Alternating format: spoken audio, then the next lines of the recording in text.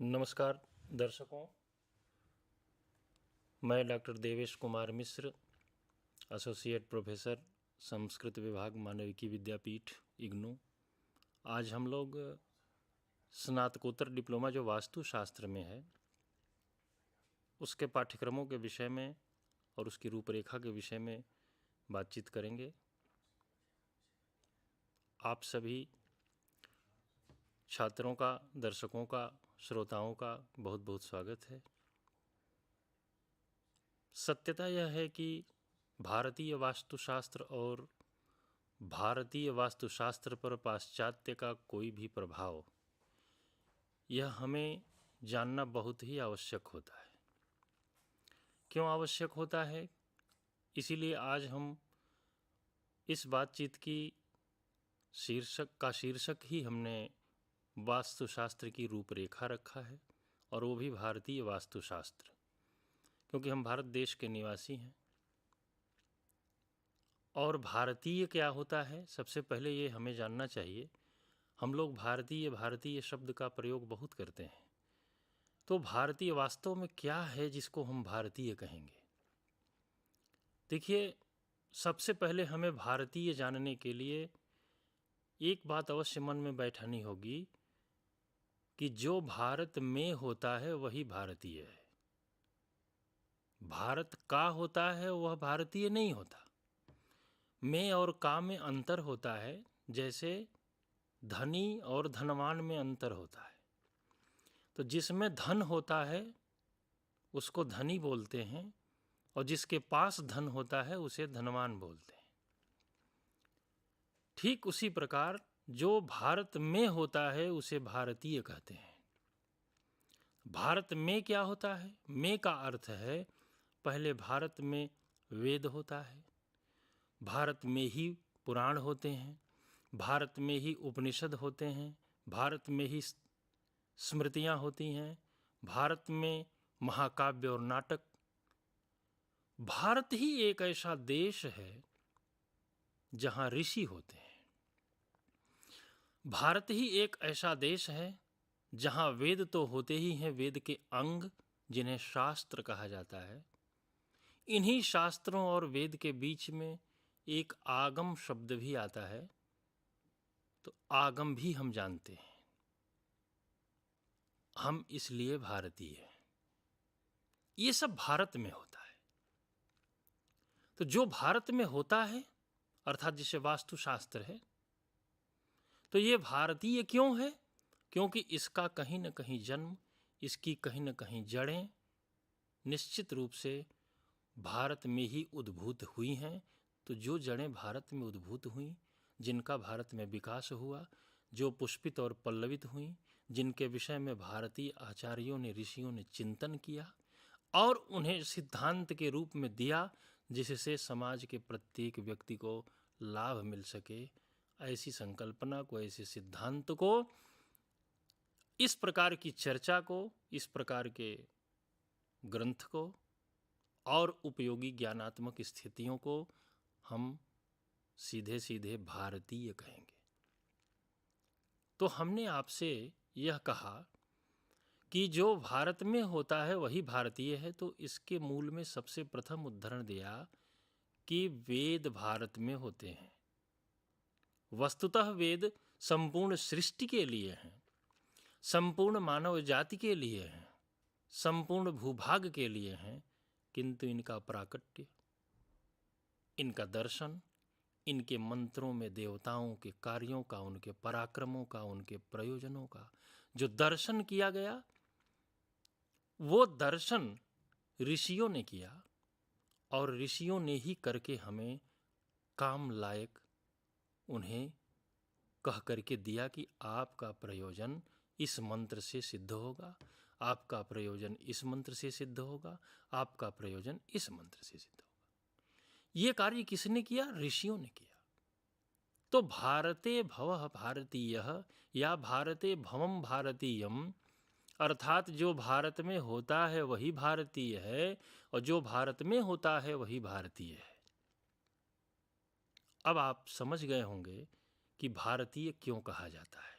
अर्थात वो अन्य कहीं पर हुआ ही नहीं, यहीं से शुरू हुआ है, यहीं देखा गया है और यहीं से कहीं गया है, इसीलिए वह भारत देश का है और भारत में हुआ है। भारत के जो पास होगा वो किसी अन्य का भी हो सकता है, लेकिन जो में होगा वह केवल भारत का ही होगा, इसीलिए भारतीय कहेंगे। तो आज के शीर्षक पर जब हम चर्चा करेंगे तो सबसे पहले भारतीय वास्तुशास्त्र की जो रूपरेखा है इसके विषय में हम चर्चा करेंगे। इस शीर्षक का चुनाव हम लोगों ने क्यों किया? क्योंकि आप सभी दर्शक श्रोता जानते हैं कि इंदिरा गांधी राष्ट्रीय मुक्त विश्वविद्यालय के मानविकी विद्यापीठ संस्कृत संकाय की ओर से वास्तुशास्त्र में स्नातकोत्तर डिप्लोमा नामक कार्यक्रम प्रारंभ किया गया है और ये पीजी डिप्लोमा अभी 1 वर्ष की अवधि पूरी नहीं हुई। पिछले जुलाई माह से इसमें प्रवेश प्रारंभ किए गए। समाज के सभी वर्गों के लोग जो किसी भी विषय में स्नातक हों, बीए हो, बीकॉम हो, बीएससी हो, अथवा किन्हीं कारणों से बीच में अध्ययन छोड़ चुके हों किंतु पात्रता उनकी ग्रेजुएट हो, तो ग्रेजुएशन पात्रताधारी किसी भी मान्यता प्राप्त विश्वविद्यालय से होंगे, उनका प्रवेश इस कार्यक्रम में सुलभ है। इस कार्यक्रम के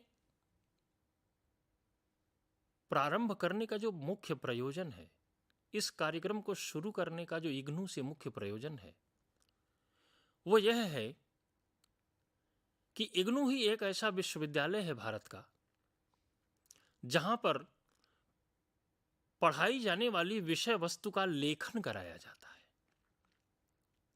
और लेखन कराकर ही अपने विद्यार्थी को पाठ्य पुस्तक प्रदान की जाती है कि आप हमारा किया हुआ देखिए, हमारा लिखा हुआ पढ़िए और इससे ज्ञान अर्जित कीजिए। अन्य स्थानों में और इग्नू की पाठ्य सामग्री में यह मूलभूत अंतर होता है कि हम बहुत विस्तार से जो विषय भारत देश में उपस्थित किए गए हैं उनको किसी भी व्यक्ति के पढ़ने के लायक, किसी भी व्यक्ति के समझने के लायक बनाने का पूरा प्रयत्न करते हैं ताकि आप आएं, भले ही आपने संस्कृत न पढ़ी हो, आपको संस्कृत भाषा का ज्ञान न हो, वेद के मंत्रों का अर्थ न समझ सकें, फिर भी आपको अत्यंत सरल भाषा में हिंदी माध्यम से लिखी गई सामग्री पढ़ने को मिलेगी और वह विद्वान विशेषज्ञों द्वारा लिखी गई होगी, जिसमें आप वास्तुशास्त्र के सिद्धांत पक्ष से लेकर प्रायोगिक पक्ष तक, अर्थात थियरी से लेकर प्रैक्टिकल तक के सभी स्वरूप से परिचित होंगे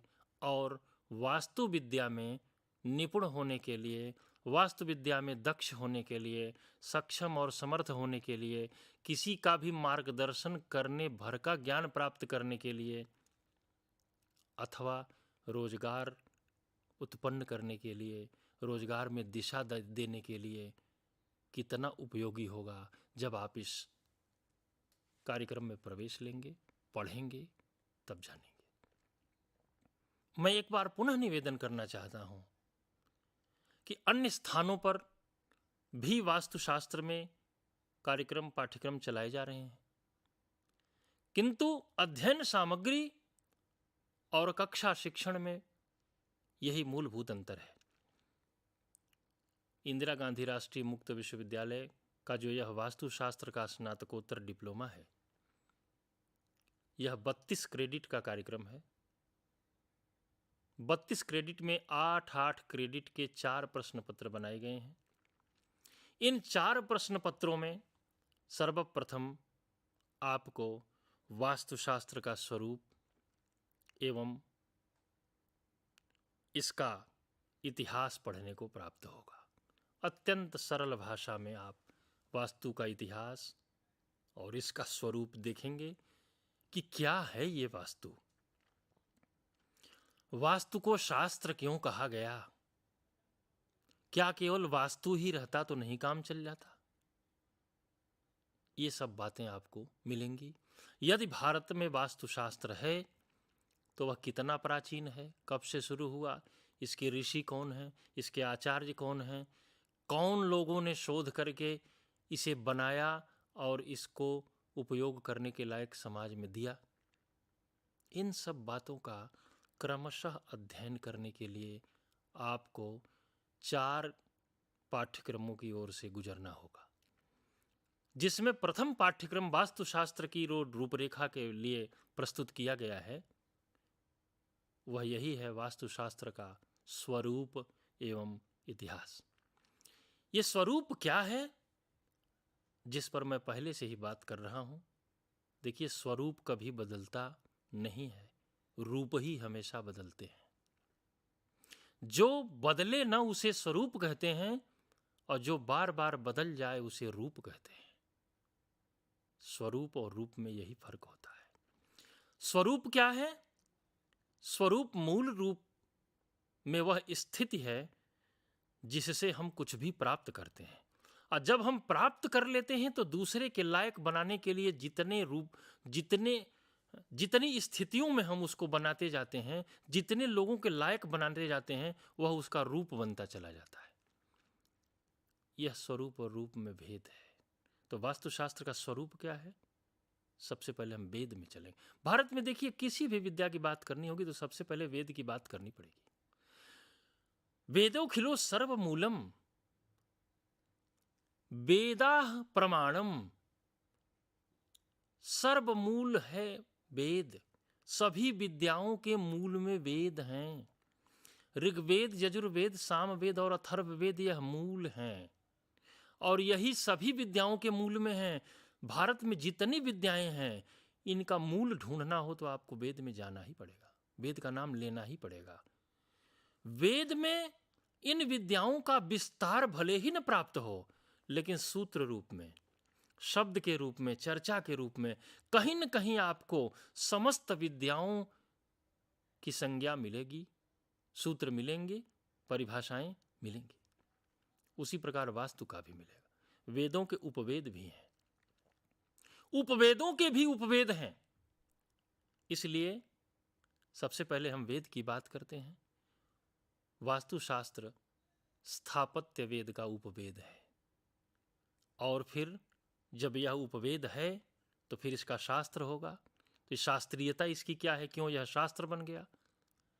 साहब, आप पूछ सकते हैं कि अंग्रेजी शास्त्र क्यों नहीं कहते, हिंदी शास्त्र क्यों नहीं कहते, सोशल वर्क शास्त्र क्यों नहीं कहते? ये आपके मन में शंका हो सकती है। इसको बहुत ही साधारण तरीके से समझते चलें कि कोई भी विषय, कोई भी ज्ञान शास्त्र क्यों होता है, आखिर उसे वही क्यों नहीं रहने दिया जाता, उसके साथ शास्त्र शब्द जोड़ना जरूरी है? हाँ जी हाँ, बिल्कुल जरूरी है। देखिए, शास्त्र शब्द के 2 अर्थ होते हैं। पहला अर्थ यह होता है जिसमें नियम और निषेध दोनों बताया जाए, ऐसे ग्रंथ को, ऐसी विद्या को, ऐसे सिद्धांत को शास्त्र कहते हैं। अर्थात ऐसा जहां पर लिखा हो कि आपको फला कार्य के लिए यह नियम बताया गया, आप इसी नियम का पालन करेंगे तो यह कार्य करेंगे, और यह कार्य करते समय आप इन कार्यों को नहीं करेंगे, अर्थात आपको ऐसा नहीं करना है। तो ऐसा नहीं करना मतलब निषेध, और करना माने विधि। तो जहां पर विधि और निषेध दोनों बात बताई गई हो, करणीय और अकरणीय दोनों बात बताई गई हो, क्या करना है और क्या नहीं करना है, ऐसा उपदेश जो ग्रंथ देता हो, अर्थात हमें अपना जीवन जीने के लिए किन बातों को छोड़ना है और किन्हें ग्रहण करना है। क्योंकि संसार में सभी वस्तुएं उपयोग के लायक हैं। ईशावास्यमिदं सर्वं यत् किंच जगत्याम जगत और तेन त्यक्तेन भुंजी था माँ गृधः कस्यचित् धनम। उपनिषद का यह वचन है, ईशावास्य उपनिषद का। देखिए कि इस जगत में, इस सृष्टि में भूसा भी किसी के लिए ग्राह्य है तो किसी के लिए त्याज्य है, लकड़ी भी किसी के लिए ग्राह्य है तो किसी के लिए त्याज्य है, पत्ता भी किसी के लिए ग्राह्य है तो किसी के लिए त्याज्य है। सब कुछ सबके लिए ग्राह्य नहीं है, अर्थात हम उसमें अपने लायक बनाते हैं। ये वास्तु जो शास्त्र है, तो शास्त्र में जो पहला अर्थ मैंने बताया कि शास्त्र का अर्थ जानने के लिए विधि को जानिए और निषेध को जानिए, अर्थात क्या मनाही की गई है और क्या बताया गया है। ठीक वैसे ही जैसे डॉक्टर बोलता है कि आपको ये चीज़ खानी है और ये चीज़ छोड़नी है, ये चीज़ करनी है, एक चीज़ नहीं करनी, यही शास्त्र होते हैं। और यही शास्त्र वेद के अंग हैं हमारे, इनको वेदांग कहा जाता है। और ये संख्या में 6 होते हैं। 4 वेद के 6 शास्त्र हैं। कौन कौन? शिक्षा, कल्प, निरुक्त, व्याकरण, छंद और ज्योतिष। ये 6 शास्त्र हैं, यही 6 वेद के अंग हैं। जैसे मान लीजिए, कल्पना करिए आपका शरीर वेद है, तो शरीर में हाथ न हो तो शरीर किसी काम का ना हो, मुंह न हो तो किसी काम का शरीर नहीं है, पैर न हो तो ये जितने हाथ, मुंह, नाक, आंख, कान हैं, ये सब आपके अंग हैं। और जो इन्हें धारण करता है उसे अंगी बोलते हैं। तो अंग और अंगी का संबंध होता है वेद और शास्त्र का। वेद अंगी है और शास्त्र अंग है। ठीक उसी प्रकार जैसे आप अंगी हैं और हाथ आपके अंग हैं, तो अंग और अंगी का अंगांगी भाव संबंध होता है कि आपने अंगी के रूप में अंगों को धारण किया हुआ है। इसी प्रकार वेद ने शास्त्रों को धारण किया हुआ है। व्याकरण जिसे नहीं आता वो वेद का कुछ भी नहीं जान सकता। शिक्षा जिसे नहीं आती वो वेद का नहीं जान सकता कुछ। कल्प जिसे नहीं जानते, ये सब अध्ययन कैसे करेंगे वेद का, ये सब प्रक्रिया बहुत विस्तार से चर्चा अन्य किसी सत्र में की जाएगी। किंतु सबसे पहले हम यहाँ शास्त्र शब्द के 2 अर्थों में आते हैं कि आपको हमने बताया कि विधि और निषेध को शास्त्र बोलेंगे। दूसरा अर्थ शास्त्र का क्या है? पहला अर्थ जो विधि निषेध वाला है उसकी संस्कृत व्याख्या होती है शासनात् शास्त्रम, जो शासन करे वही शास्त्र है। तो शासन कौन करता है? शासन जो भी करता है, हम किसी सरकार के नियंत्रण में भी रहते हैं तो सरकार हमसे कहती है कि ये चीज़ आप करेंगे तो सजा हो जाएगी आपकी, इसमें आपका अपराध साबित होता है और इससे बचिए, और जब यह करेंगे तो आपका जीवन बिल्कुल सुखमय निरापद होगा, आप न जेल जाएंगे, ना आपको जमानत करानी पड़ेगी, ना आपके ऊपर आरोप लगेगा, ना आपके ऊपर मुकदमा होगा। बस यही कानून, यही विधि और निषेध शास्त्र है, जिसकी व्याख्या शासनात् शास्त्रम होती है। शासन करने वाले को, नियमन करने वाले को, दैट इज ए गवर्नेंस, वो गवर्नर है हमारा, वो नियमन करता है। हम उसकी परिधि में नहीं रहेंगे तो हमारा गड़बड़ सा हो जाएगा, हम रास्ते से भटक जाएंगे। अब जो दूसरा अर्थ है वो और सरल है शास्त्र का, वो संसनात शास्त्रम है। संग, ये जो तालव्य श होता है, जो 21 वाला जिसको लिख बोलते हैं, तालव्य श जो लिखते हैं उसके ऊपर जो बिंदी लगाते हैं, संग, संग का अर्थ होता है कल्याण, इसीलिए शिव का अर्थ शंकर है। शंकरोति इति शंकरः, अर्थात जो केवल कल्याण करता है उसको शंकर बोलते हैं। संग का अर्थ होता है कल्याण। तो ये क्या है? संसनात शास्त्रम। अरे भैया, जो कल्याण की प्रेरणा देता होगा कि आप ऐसे घर बनाओ, ऐसे प्रतिष्ठान बनाओ, ऐसे भोजनालय बनाओ, घर का मुंह इधर करो, पीछे इधर करो, पानी इधर से निकालो, पैसा यहाँ रखो, यहाँ बैठकर पढ़ो, यहाँ बैठकर भोजन करो, यहाँ बैठकर अतिथि से बात करो, अतिथि आ जाए तो यहाँ ठहराओ, पुत्र कहाँ सोएगा, पिता कहाँ सोएगा, आदि इत्यादि, भारी सामान कहाँ रखेंगे, हल्का सामान कहाँ रखेंगे, ये सब जो कल्याणकारी जो उपदेश है वो सर्वजन के लिए सुलभ होता है, सभी के लिए। कोई अपना छप्पर का घर बनाता है, कोई टीन टब्बर का घर बनाता है, कोई ईंट पत्थर का घर बनाता है, बड़े बड़े धनपशु मार्बल का भी घर बनाते हैं, और नहीं तो अब क्या क्या कहा जाए, किसका किसका घर बनाते हैं। शीशे के भी महल बनते हैं, आपने देखा, सुना, पढ़ा है।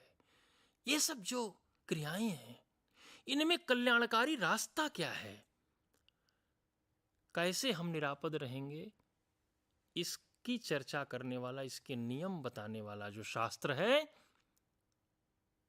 वो वास्तुशास्त्र है। तो शास्त्र शब्द के 2 अर्थ आपने जाने। पहला यह कि जो नियम भी बतावे और निषेध भी बतावे, लेकिन यह बहुत ही सीमित हो गया। दूसरे अर्थ को जब जोड़ लेंगे तब बिल्कुल ही अर्थ विस्तार हो जाएगा कि भैया नियम भी बताया कि क्या करना है, निषेध भी बताया क्या नहीं करना है, और ऐसा बता दिया कि केवल यही करते रहो तो कल्याण है, बात खत्म। ठीक वैसे ही जैसे ही हमारे यहाँ भक्ति मार्ग में सारे मंत्रों का जप अलग है, अनुष्ठान अलग है, भूख प्यास अलग है, तपस्या अलग है, लेकिन तुलसीदास जी ने रामचरितमानस में यही कहा, भागवतकार ने भी अंतिम श्लोक में यही कहा कि कलयुग आ गया है, आप केवल भगवान का नाम लो, आपका कल्याण हो जाएगा, कोई काम मत करो दूसरा। सबसे सरल मार्ग दे दिया। तो क्या है ये? संसनात, यही कल्याण है। संसनात शास्त्रम, तो जो कल्याणकारी मार्ग बता रहा हो। तो ये जो वास्तु है, अब आपके मन में सहज जिज्ञासा हो गई होगी कि हमने वेद जाना, पुराणों को सुन लिया, स्मृतियों को सुन लिया, शास्त्र का अर्थ जान लिया, लेकिन जिसके विषय में बात हो रही है वह तो हमने जाना ही नहीं, क्योंकि शास्त्र के पहले वास्तु शब्द लगा हुआ है। तो वास्तु किसे कहेंगे तब, जब शास्त्र तो जान लिया, फिर वास्तु कहेंगे किसे? तो सबसे पहले आपको ये जानना होगा, वस निवासे। वस निवासे धातु से वास्तु शब्द बनता है। वस धातु होती है निवास करने के अर्थ में, और यह विद्या एक कला के रूप में भी जानी जाती है। ऐसी सिद्ध कला है कि मानव अपने भवन को बनाए या किसी से बनवावे, जहां पर प्राकृतिक आपदा से वह बचे, दैवी आपदा से बचे, मनुष्य द्वारा बरपाई गए कहर से बचे, परिस्थिति जन्य दोषों से बचे, बीमारी से बचे, कलह से बचे, निर्धन होने से बचे, मूर्ख होने से बचे, रोगी होने से बचे, अपाहिज होने से बचे, पागल होने से बचे। अर्थात ऐसा निवास बनाए जहां रहकर वह अपने जीवन को निरंतर उन्नत अवस्था में लाकर एक श्रेष्ठ पुरुष पवित्र बनकर इस संसार में जिए, और तब वह एक पूर्ण पुरुष के रूप में संसार छोड़े। तो ऐसे वास्तु में रहने की प्रेरणा देने वाले जो नियम हैं, जो उपदेश हैं, जो संदेश हैं, वे कल्याणकारी संदेश ही वास्तु हैं, और उनका कल्याणकारी जो उपदेश है वही शास्त्र है। तो यह मिलाकर के सब वास्तुशास्त्र होता है। वास्तुशास्त्र, फिर एक बार दोहरा रहा हूं, वस निवासे, निवास करना। तो निवास तो हम अपने घर में भी करते हैं, हाँ, वहां पर का निवास और अन्य जगहों का अंतर होता है। हम जहाँ जीविका के लिए कार्य करते हैं वहाँ भी निवास करते हैं, केवल दिन में कुछ ही घंटों का होता हो, लेकिन हम जाते हैं वहाँ रहते हैं। हम चिकित्सालय में भी निवास करते हैं, हम प्रतिष्ठालय में भी निवास करते हैं, हम प्रतीक्षालय में भी प्रतीक्षा करते हैं, हम औषधालय में भी जाते हैं, हम तमाम प्रकार के प्रतिष्ठानों में भी जाते हैं, औद्योगिक प्रतिष्ठानों में भी जाते हैं, व्यापारिक प्रतिष्ठानों में भी जाते हैं। जगह जगह मनुष्य रहता है, समय देता है, बैठता उठता है, मल मूत्र विसर्जित करता है, भोजन करता है, बातें करता है, हित अनहित की चर्चा करता है, अर्थात वो हर जगह बसता है, निवास करता है, रहता है। तो उसके घर पर जहाँ वह मूल रूप से रहता होगा उसका वास्तु क्या होगा, अर्थात वहाँ कौन सी कला का प्रदर्शन किया जाए कि जहाँ वह रहता होगा उसके घर का दरवाज़ा किस दिशा में होगा, कैसे कैसे कक्ष होंगे, कहाँ भोजनालय होगा, कहाँ पर वह बैठकर बातचीत करेगा, कहाँ विद्याध्ययन करेगा, कहाँ पर बैठकर वह आराधना करेगा, आदि इत्यादि जो कार्य हैं, उसका कोष कहाँ होगा, खजाना कहाँ होगा, यदि मजदूर है तो वह कहाँ सोए, यदि उसका घर छप्पर का है, टीन टब्बर का है, तो भी यदि उसे ज्ञान हो गया कि वास्तु के हिसाब से हमें भोजन यहाँ बनाना चाहिए, रहना इधर चाहिए, इधर सोना चाहिए, ऐसे पढ़ना चाहिए, ऐसे काम, तो उसका एक कल्याणकारी मार्ग प्रशस्त हो जाता है।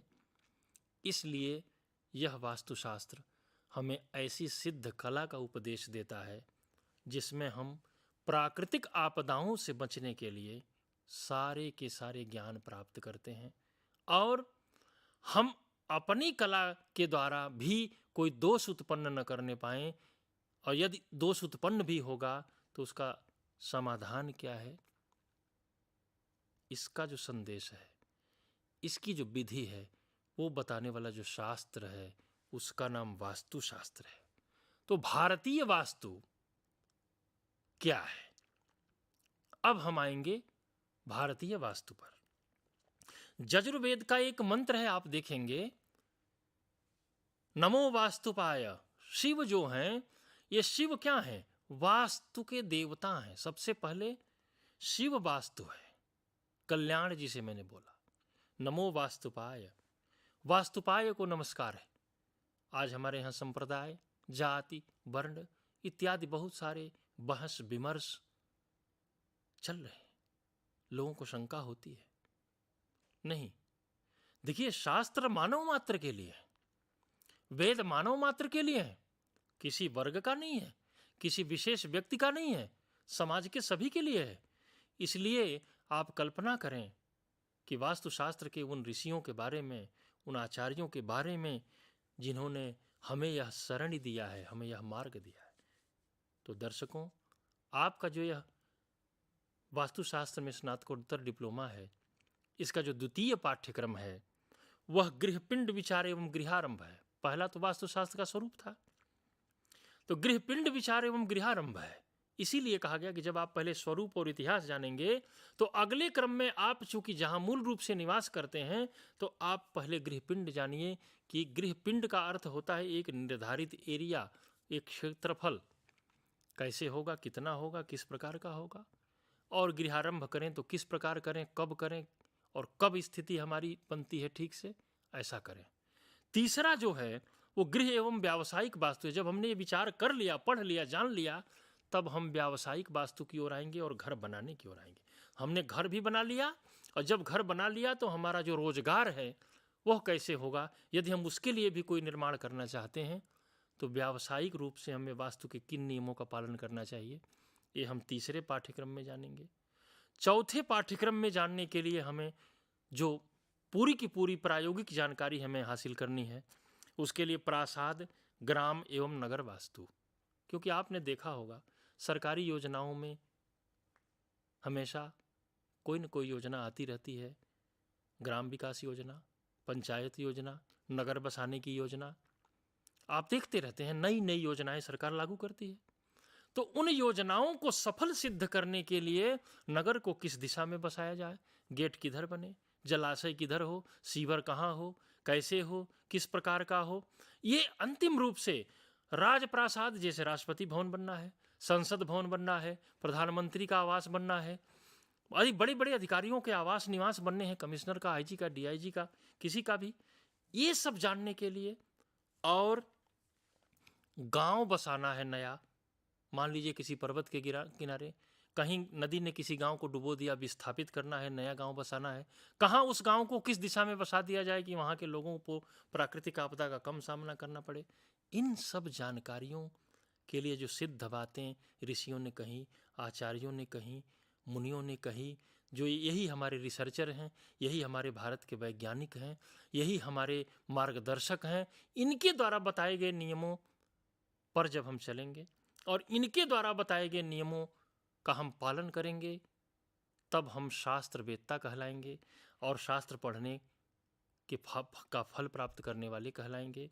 तो आइए, वास्तुशास्त्र में स्नातकोत्तर डिप्लोमा में आप लोग प्रवेश लीजिए और उस प्रवेश के साथ सरल भाषा में आप प्रारंभ से लेकर प्रायोगिक वास्तु तक आने के लिए 4 पाठ्यक्रमों की ओर से गुजरेंगे और आपको जानकारी प्राप्त होगी, आपका मार्ग सफल होगा, आप भारतीय वास्तु के अनुसार वास्तुविद बनेंगे, एक शास्त्रीय वास्तुवेत्ता बनेंगे, प्रामाणिक ज्ञान आपको अर्जित होगा और आप निरापद रूप से रोजगार के रास्ते भी खोल सकेंगे।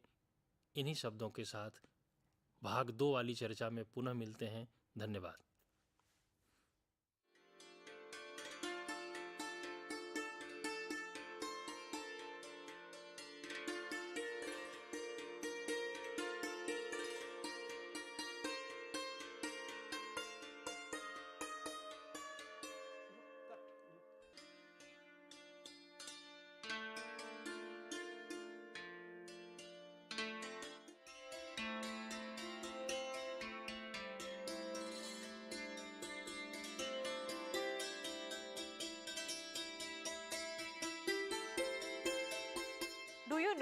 that the world's population has reached 8 billion on 15th November 2022. And we are still counting. I don't know where do we go from here. The predictions are scary. Any idea how many people can Mother Earth sustain? India's growing population is a serious concern, and we are soon going to become the world's most populous country. Wow, number one. Population is, after all, a human issue. The UN proposed Sustainable Development Goals cannot be achieved unless and until we consider the population dynamics. So, here we are. Indira Gandhi National Open University offers appreciation course on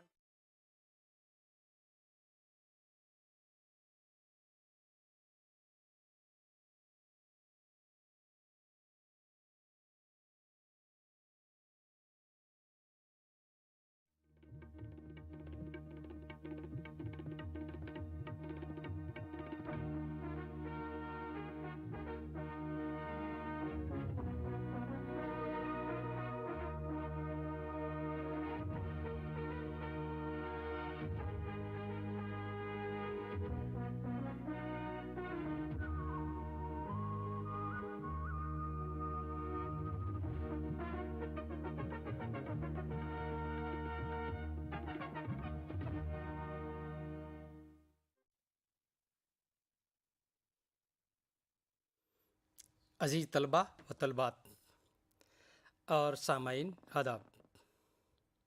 आज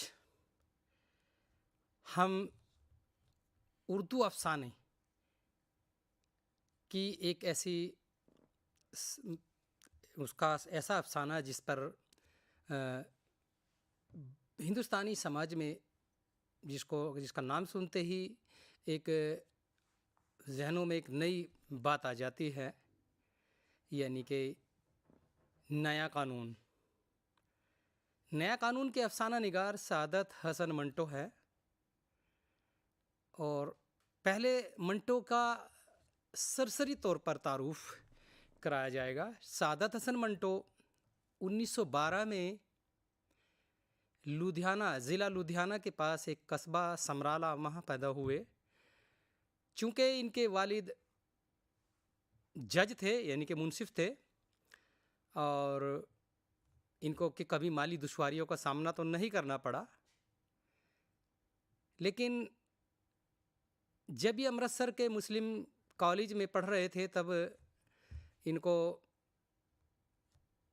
university के एक रिसाले का मुदीर मुकर्रर कर दिया गया।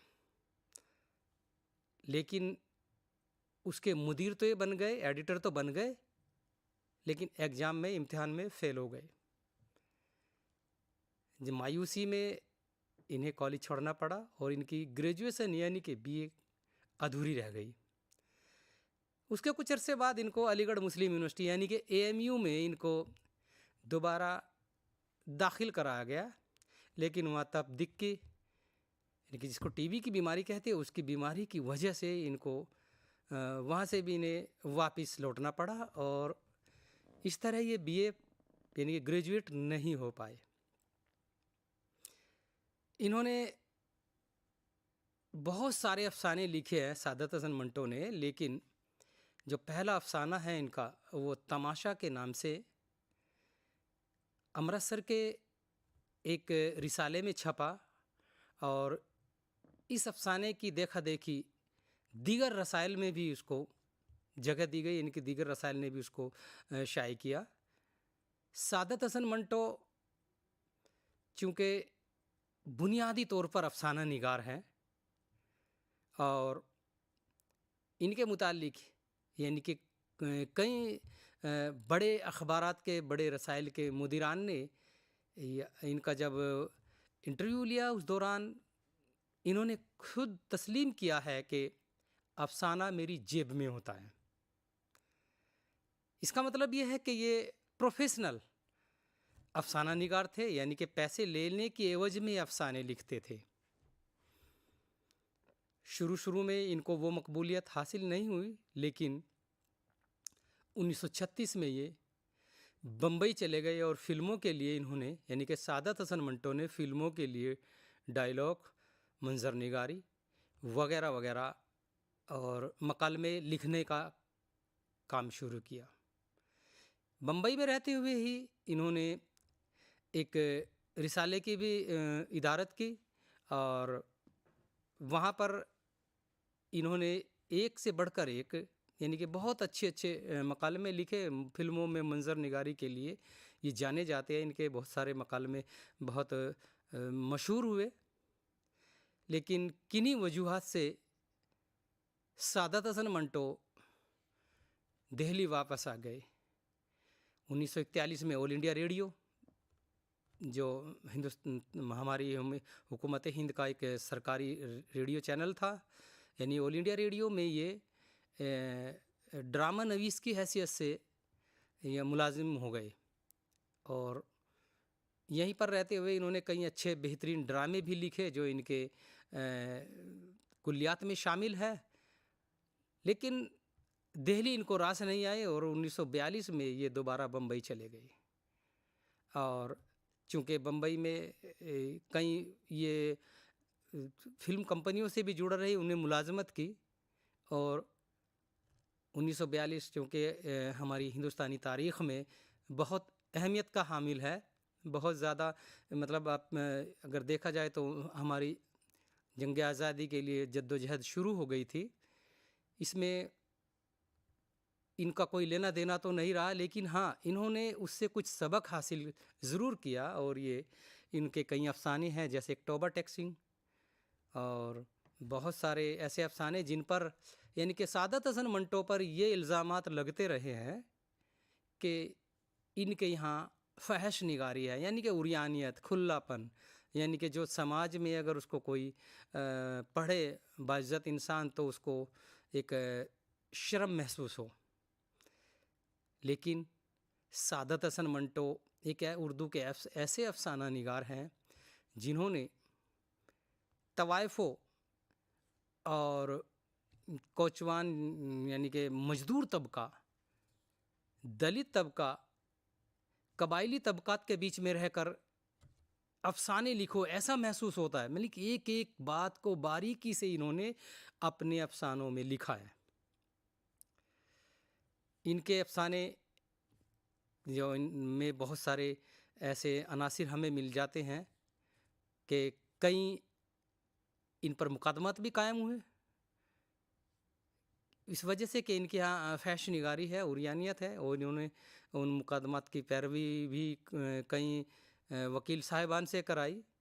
लेकिन बाद में जब आज़ादी के बाद इन सब हालात से को उजागर किया जाने, मंजर आम पर लाया जाने लगा, तो आवाम को महसूस हुआ कि मंटो के अफसानों में जो हकीकत निगारी है, हकीकत पसंदी उनके यहाँ मिलती है एक तवाइफ़ के, यानी कि जिस्म फरोशी एक तवाइफ़ करती है, उसको किस बिल्कुल बेबाकी से इन्होंने काली सलवार अफसाने में तहरीर किया है। और किनका अफसाना खोल दो, सरकंडों के पीछे, खाली बोतलें, खाली डब्बे, बहुत सारे इनके अफसाने हैं जिनमें ऐसे उरियानी झलकती हैं। आज़ादी के बाद, यानी कि 47 में जब हमारे मुल्क हिंदुस्तान के दो हिस्से हो गए, एक पाकिस्तान, एक बार तो ये पाकिस्तान चले गए और वहीं पर 1955 में इनका इंतकाल हुआ।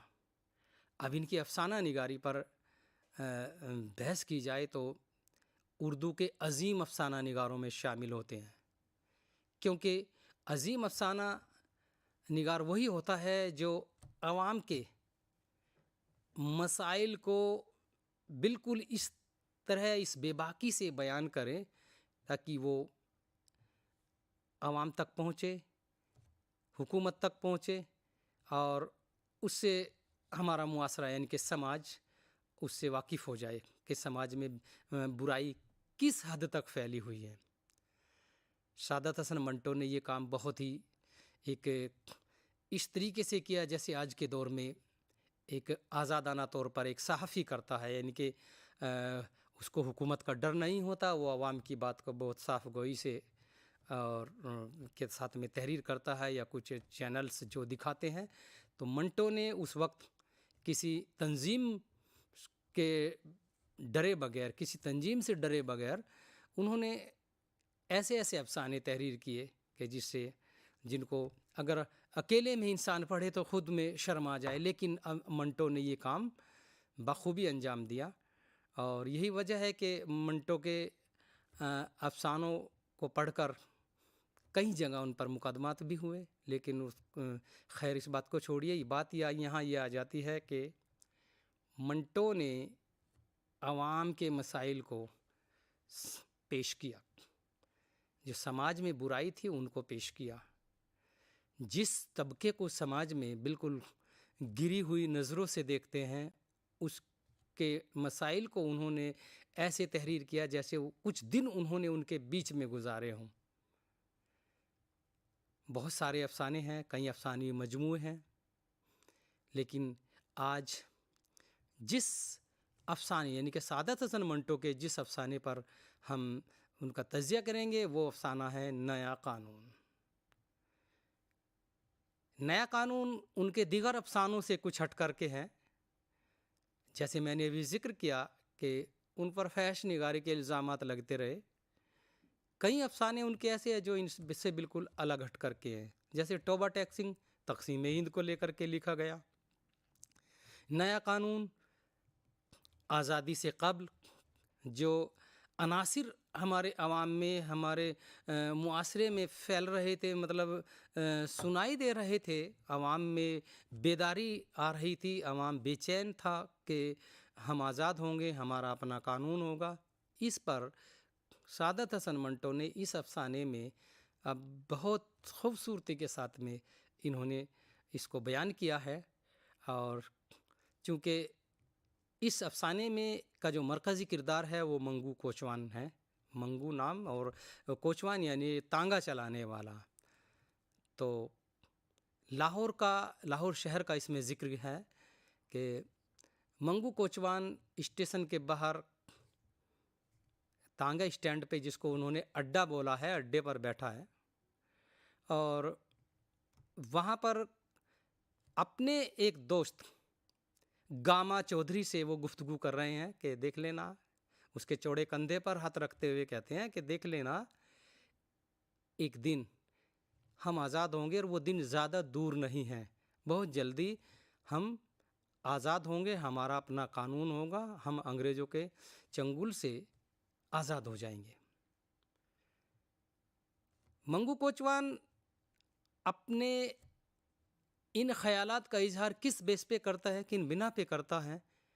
वो तांगा तो चलाता है, लेकिन सवारियाँ जब उसके तांगे में बैठी होती है तो वो उनकी गुफ्तगू, सवारियाँ जो आपस में बात करती है उन पर बहुत ज़्यादा ध्यान देता है, उनकी तरफ तवज्जो देता है। और जो मालूमात उसे सवारियों से मालूम होती है उसको अपने दोस्तों में वो शेयर करता है, उनको सुनाता है, ताकि उन पर, अपने दोस्तों पर वो उनकी नज़रों में एक बहुत बाशऊर मालूमात वाला इंसान वो उसको समझे। इस अफसाने में एक दिन अड्डे पर बैठे हुए गामा चौधरी, जिसको जो बहुत हट्टा कट्टा है, तगड़ा है, उसके चौड़े कंधे पर हाथ रख कर कहता है, देख लेना चौधरी साहब, अभी बहुत जल्दी इस पेन में जंग छिड़ जाएगी। गामा चौधरी ने इस पर पूछा कि ये स्पेन कहाँ पर है? तो मंगू कोचवान बहुत बेबाकी से जवाब देता है, विलायत में है और कहाँ होगा। तो वो मुतमईन हो जाता है, यानी कि संतुष्ट हो जाता है। और कुछ ही हफ्तों के बाद में जब स्पेन में जंग छिड़ती है और ये बात सबको मालूम हो जाती है कि स्पेन में जंग छिड़ी है, तो उस यानी कि लाहौर स्टेशन के बाहर जो तांगा स्टैंड है, यानी कि तांगे का जो अड्डा है, वहाँ दीगर उसके कोचवान जो साथी हैं वो उसकी मालूमात का एतराफ़ दिल ही दिल में करते हैं कि मंगू कोचवान वाकई हमसे बहुत आगे की जानता है, जबकि मंगू कोचवान के बारे में वो सब ये भी जानते हैं कि वो एक भी दिन स्कूल नहीं गया, उसने स्कूल का मुंह नहीं देखा, लेकिन नई बात जानने के लिए, नई बातों से वाकिफ होने के लिए वो सवारियों की बातों पर ज़्यादा ध्यान देता है। जब स्पेन में जंग छिड़ी, ये बात सबको मालूम हुई। तांगे अड्डे पर दीगर के दोस्त उसकी सोच की, उसकी मालूमात की दाद दे रहे थे। उस वक्त मंगू कोचवान लाहौर के माल रोड पर, यानी कि लाहौर के माल रोड की चिकनी और बहुत प्लान जिसे कहते हैं उस इकसार सड़क पर वो तांगा चला रहा था। और उस तांगे में, यानी कि उसकी जो सवारियाँ थी, वो दो मारवाड़ी बैठे हुए थे जो आपस में गुफ्तगू कर रहे हैं। मंगू कोचवान अपनी आदत के बिल्कुल बरक्स उस दिन उन दोनों मारवाड़ियों की बात इतने गौर से सुन रहा है, जबकि वो अपने घोड़े को बार बार बहुत पीटता है, गालियाँ देता है। लेकिन उस दिन मंगू अपने घोड़े से कहता है, चल बेटा चल, ज़रा हवा से बात करके दिखा। और उसकी कमर पे हाथ फेरता है। बार बार उन दोनों मारवाड़ियों की तरफ मुतवज्जा होता है।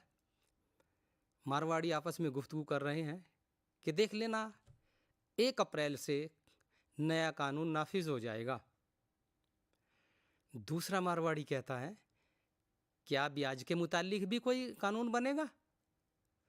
अब चूंकि हिंदुस्तान में मारवाड़ी कुछ इस नज़र से देखे जाते हैं कि वो समाज में या मुआशरे में वो पैसा ब्याज पर देते हैं, उन्हें ब्याज से बड़ा लालच होता है। तो मंगू कोचवान मन ही मन कहता है कि इसको ब्याज की पड़ी है, हिंदुस्तानी अवाम की नहीं। और उन दोनों मारवाड़ियों को उनकी जगह तक पहुंचाकर वो वापस लाहौर रेलवे स्टेशन के बाहर अड्डे पर आता है। और इस खबर यानी कि नया कानून नाफिज होने वाली खबर को किसी दूसरे को सुनाने के लिए बेताब रहता है। लेकिन उसकी सोच के बरअक्स अड्डा खाली होता है, अड्डे पर कोई नहीं होता। मंगू कोचवान मायूस हो जाता है और बड़ी बेसब्री से हंटर हाथ में लेकर इधर उधर टहलता रहता है और किसी दोस्त के आने का इंतज़ार करता है। कुछ देर के बाद उसे एक दोस्त यानी कि एक कोचवान आता हुआ दिखाई दिया और उसने आगे बढ़कर उससे हाथ मिलाया, उसकी खैरियत मालूम की और उसने अपने दोस्त से बोला कि मैं आज तुमको एक ऐसी खबर सुनाने वाला हूँ जिसे सुनकर आपकी गंजी खोपड़ी पर दोबारा बाल आ जाएंगे। तो वो बड़े ताज्जुब में पड़ता है और कहता है कि ऐसी कौन सी खबर है। तो वो बैठता है और उनको अब इस दौरान मंगू कोचवान अपनी पगड़ी यानी कि सर की पगड़ी ढीली करते हुए कहता है, देख लेना, बहुत जल्दी हमारे मुल्क में नया कानून, हमारा एक नया आइन बनेगा।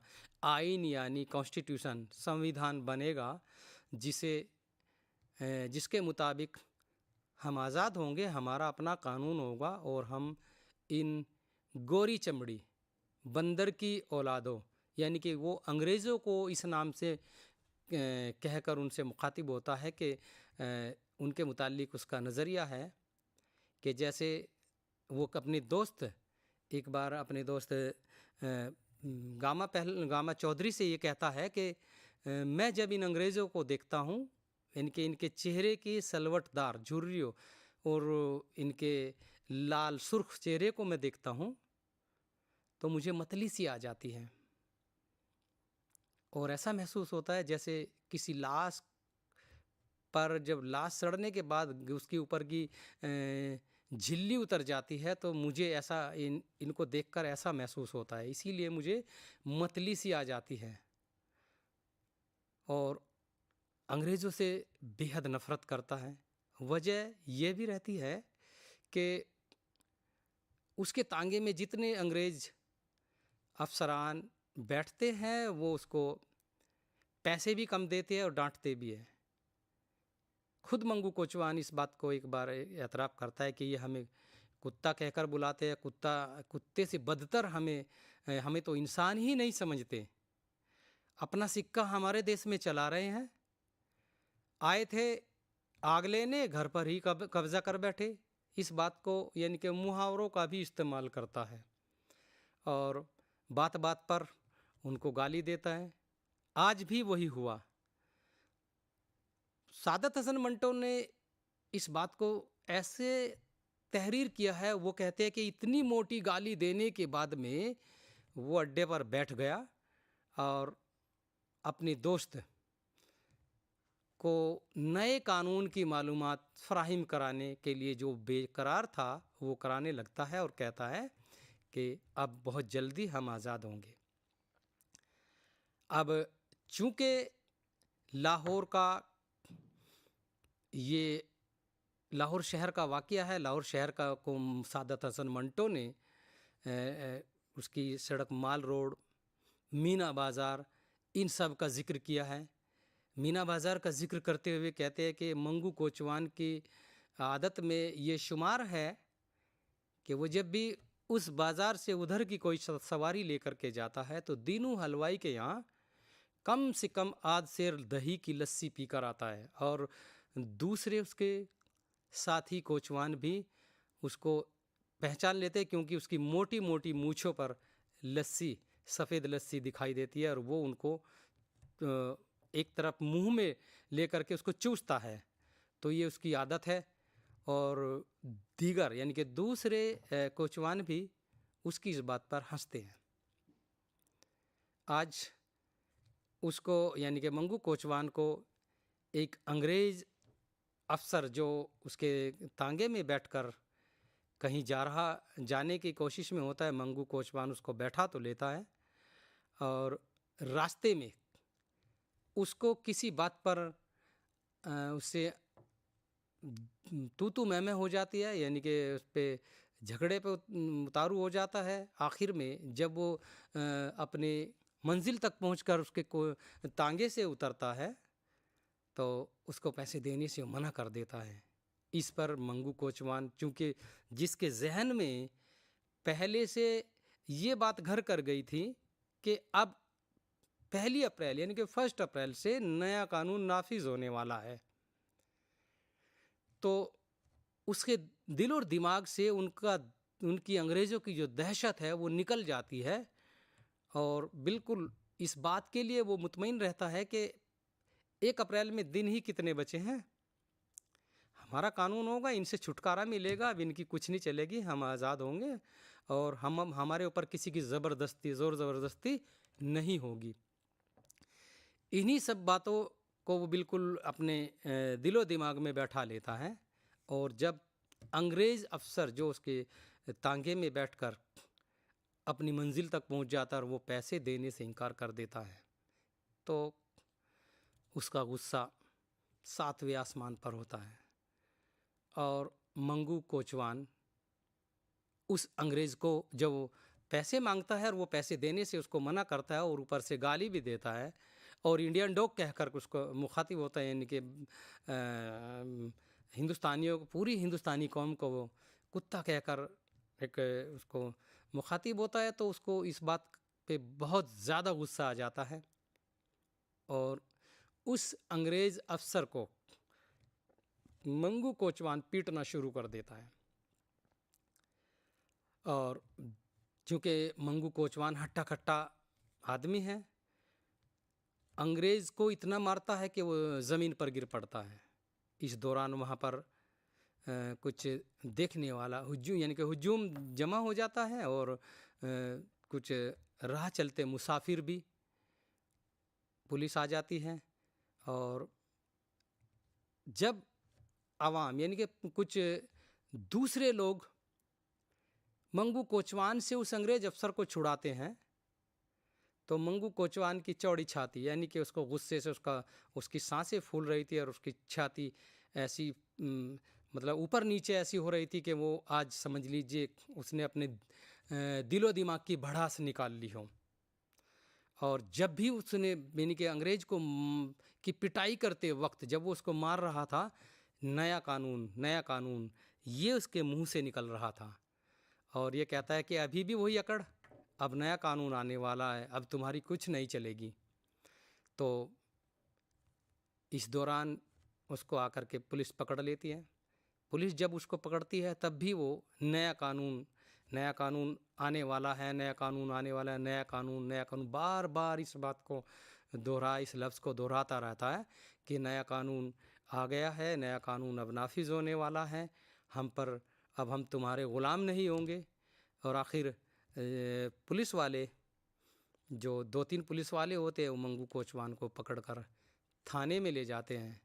और थाने में जाने के बाद भी मंगू कोचवान बहुत ही इनका बिला खौफ ये कहता है कि अब नया कानून है, अब वो पहले वाला कानून नहीं रहा कि हम किसी की ग़ुलामी करेंगे या हम पर इनकी हुकूमत चलेगी, हमारा ये इस्तेहसाल करेंगे।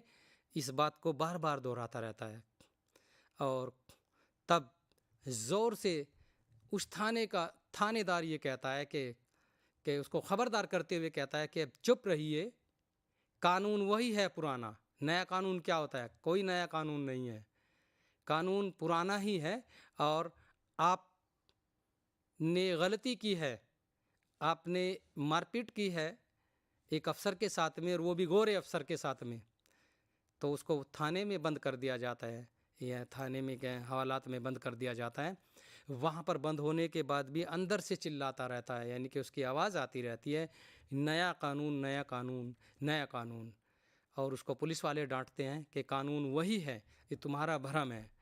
तो यहाँ सादत हसन मंटो ने इस अफसाने में एक हिंदुस्तानी बाशऊर, भले ही वो गैर तालीम याफ्ता है, यानी कि अनपढ़ है, उसने स्कूल का मुंह नहीं देखा, एक आज़ादी के मुतालिक अपने हिंदुस्तान का अपना कानून होगा, अपना संविधान, अपना कॉन्स्टिट्यूशन होगा, इसके मुतालिक एक ऐसे इंसान के जो बिल्कुल एक मजदूरी करता है, तांगा चलाता है, उसके जहन को भी किस तरह मुतासिर किया कि हम आज़ाद होंगे, यानी कि आज़ादी का जज्बा इसमें यहाँ में देखने को मिलता है। सादत हसन मंटो के कलम की खूबी यह है कि उन्होंने जिस मौजू पर कलम उठाया है उसके साथ में मुकम्मल तौर पर इंसाफ करने की कोशिश की है। अगर कलम तक़सीम के मुतालिक उठाया है तो टोबा टैक्सिंग उनका बेहतरीन अफसाना जो अवाम उर्दू के शाहकार अफसानों में शुमार भी होता है। और उरियानियत पर अगर उसने कलम उठाया तो काली सलवार, हतक और खोल दो, उनके सरकंडों के पीछे बहुत सारे ऐसे अफसाने हैं जो आवाम की आवाज़ को उन्होंने मंजर आम पर लाने की कोशिश की। इस तरह सादत हसन मंटो उर्दू के एक अजीम अफसाना निगार हैं। उनकी अफसाना निगारी उर्दू में हमेशा ज़िंदा जावेद रहेगी। इसी के साथ मैं अपने इस लेक्चर को इख्तिताम तक ले जाता हूँ।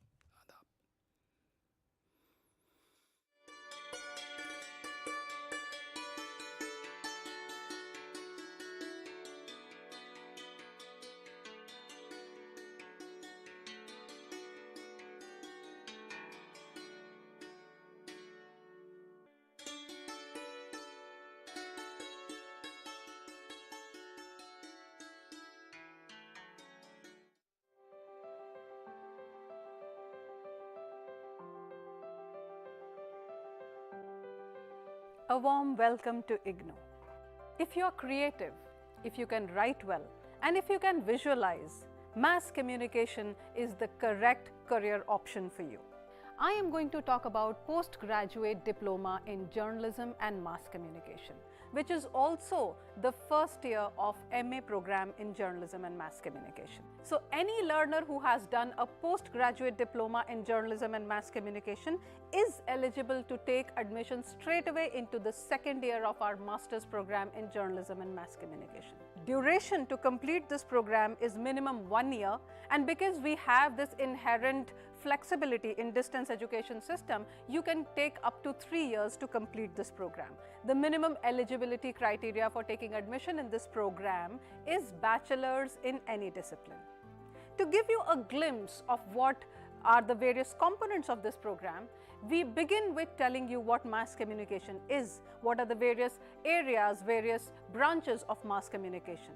Then we go on to tell you about the various reporting techniques and beats of reporting, followed by media ethics, the principles, the codes of conduct that you must follow, and we also focus on the writing skills and editing skills for print media.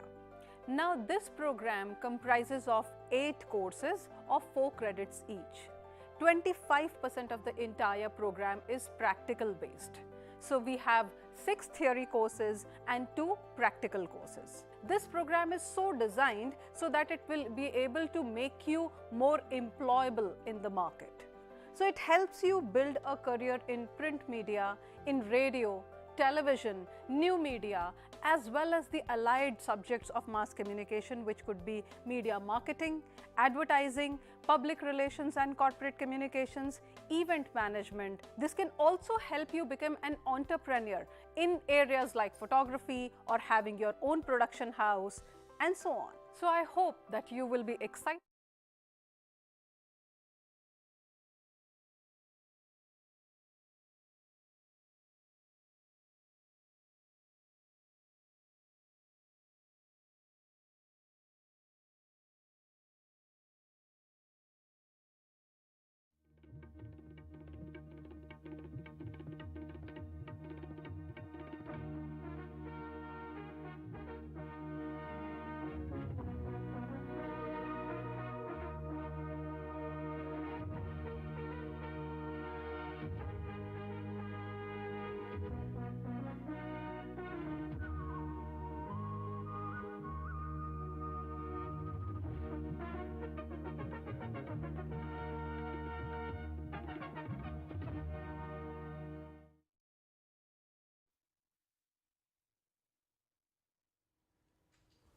Hello viewers, welcome to this session. The topic of discussion for today is earthquakes, and along with me is Professor R. Bhaskar from the School of Sciences, Discipline of Geology. Welcome to this program. Thank you. Recently, we witnessed a high magnitude earthquake in Turkey and Syria, and this session today would focus more on the details on this earthquake. So, Professor Bhaskar, how did this earthquake like in Turkey and Syria occur? What were the reasons? And if you could give some details on also the catastrophe that had occurred and so many of the lives were lost during this earthquake. This is a really tragic event, and if you see, this event occurred in the border between Turkey and Syria, and it was measured 7.8 in the moment magnitude scale. This is a huge number, and this is really a big earthquake, and as of now the latest is we have crossed 40,000 deaths in Turkey and Syria. So this is a serious issue in the world, and we can see the science behind this. So just if you go to the screen, just understand that Turkey is sitting on an earthquake prone area. Why? This diagram, if you see, there are concepts which are called plate tectonics, which I will give slightly in detail after this initial explanation of why this Turkey earthquake occurred. This Arabian plate is moving towards north, and this Turkey is situated in this Anatolian plate, and this is sandwiched between this Arabian plate and African plate, and in the north you have the Eurasian plate. Since the plates move, they create pressure, and when they create pressure, these fault lines what you are seeing, probably the East and Anatolian fault or deep sea transform faults were activated, and the stresses were released, and that caused the earthquake. Now, as I said to you, Turkey is earthquake prone. This is at the intersection of the 3 tectonic plate that make up the Turkey, that is called a microplate, Anatolian. microplate.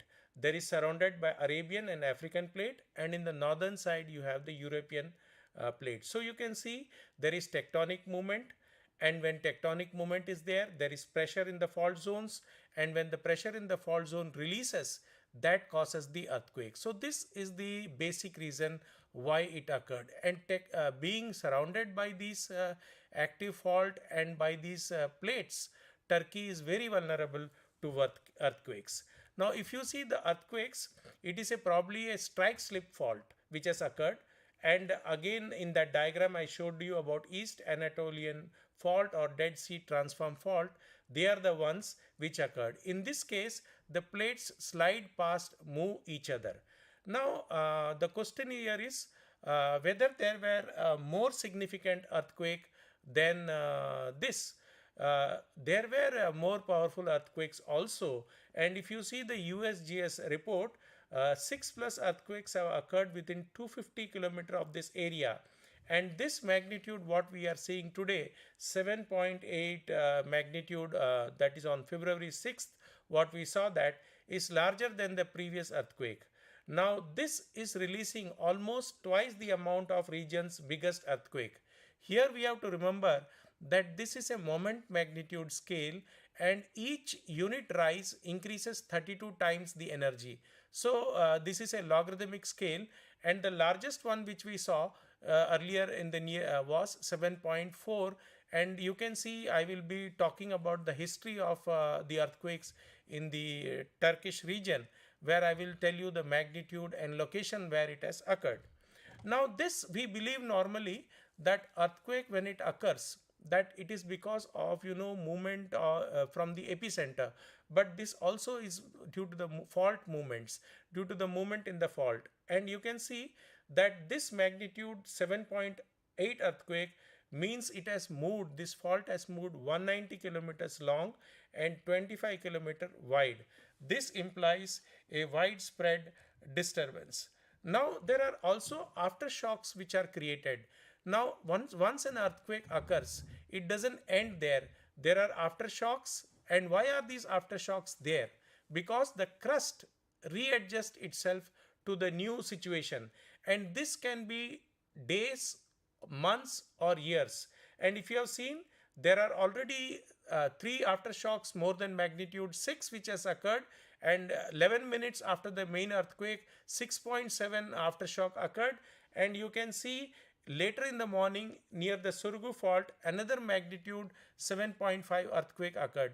Let me tell you that this earthquake could have been triggered by the initial earthquake, or it could be an independent one, and these also have the aftershocks. So it is a multiple effect which has taken place, 7.8 then 7.5 in addition to numerous aftershocks. Now aftershocks, when they occur, what do?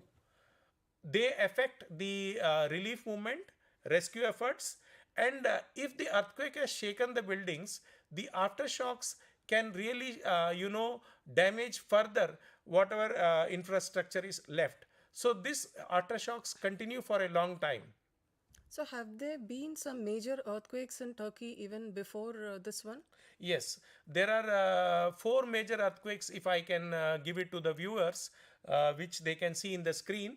The first one was of magnitude 7.6 in August 17, 1999 in city of Izmit, 90 kilometers southeast of Istanbul. And the second one after 1950, if you see, was again in 23rd October 2011, and the magnitude was 7.1. It was near city of Van. The other 2 also you can see on the screen. They were of magnitude 7, and you can see they occurred on the 30th October 2020 and northeast of the Greek island of Samos. Then the 4th largest earthquake was 6.9, which occurred in the eastern city of Turkey, Bengal, on May 22nd, 1971. So you can see in the last from 1950, these are the 4 major earthquakes, and they have been occurring. So we are very well clear that these kind of events will occur. In a way, it gives us warning that we should learn to live with the earthquakes. So have there been also some earthquakes like major and high magnitude earthquakes world over in the past 25 years? I will just tell you that so that our viewers know that it is not an unnatural phenomenon. These things are natural phenomena, and this will keep on occurring. And we have entered the earth late in the geological time scale.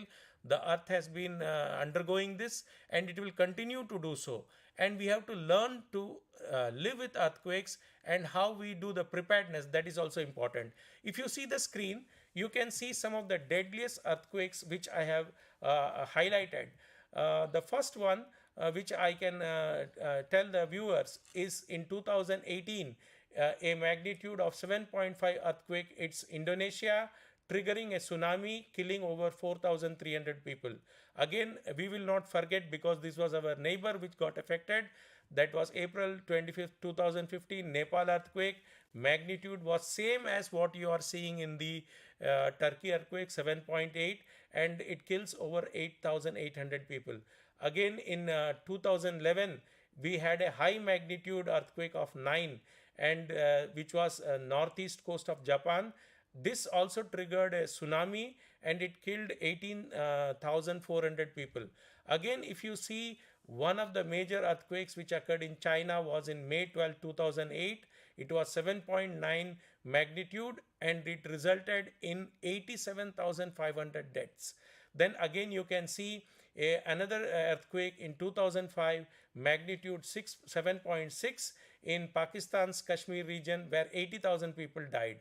Again, you can see the other major earthquake in 2005, magnitude 8.6 in northern Sumatra in Indonesia, and killed about 1,300 people. Now the next one is magnitude 9.1 quake in Indonesia, which India also got affected 26 December 2004, which it triggered an Indian Ocean tsunami, killing 230,000 people in a dozen countries. We cannot forget the Republic Day in 2001, where on January 26th, a magnitude of 7.6 strikes Gujarat and killing 20,000 people. Again, in Turkey itself, in 1999, August 17th, we had a magnitude of 7.6 earthquake hitting Izmit, Turkey, killing about 18,000 people. So this was an account of the earthquakes that have occurred in the past 25 years world over.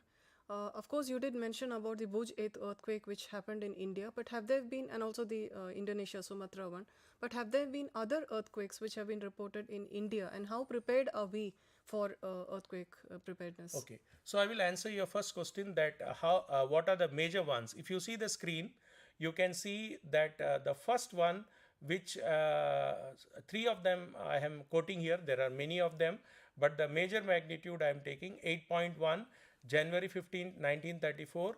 This was epicenter was Nepal. It was in Bihar. We had 30,000 deaths. In Gujarat, again I already mentioned the Bhuj earthquake. Epicenter was Bhuj.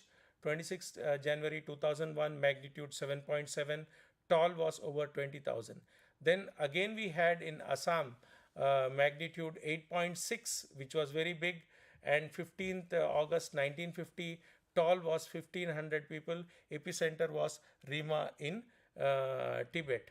Now, so now that we have an idea about the different earthquakes that have occurred in world over, and also especially in the Indian subcontinent, and you did give emphasis on the Turkey-Syria earthquake. So can you explain the science behind earthquakes? Why does this occur? And how do we define certain concepts regarding the earthquakes in geology? Okay. Now, for the viewers, I just want to tell them that earthquake means shaking of the earth. Now, what is this? This is the strain energy which is released, and this only shows the earth is a dynamic planet. Now, why should earthquakes occur? Because there is energy. From where does the energy come? It is the internal energy of the earth. The radioactivity occurs, and there are plates which I will show in the subsequent slides. They move and they cause the stress. Now these terms must be clear to you by now, because you read in the newspapers. Focus, the point where it originates, and epicenter is which is directly above the focus, straight line drawn, and when it hits the crust, that is the epicenter.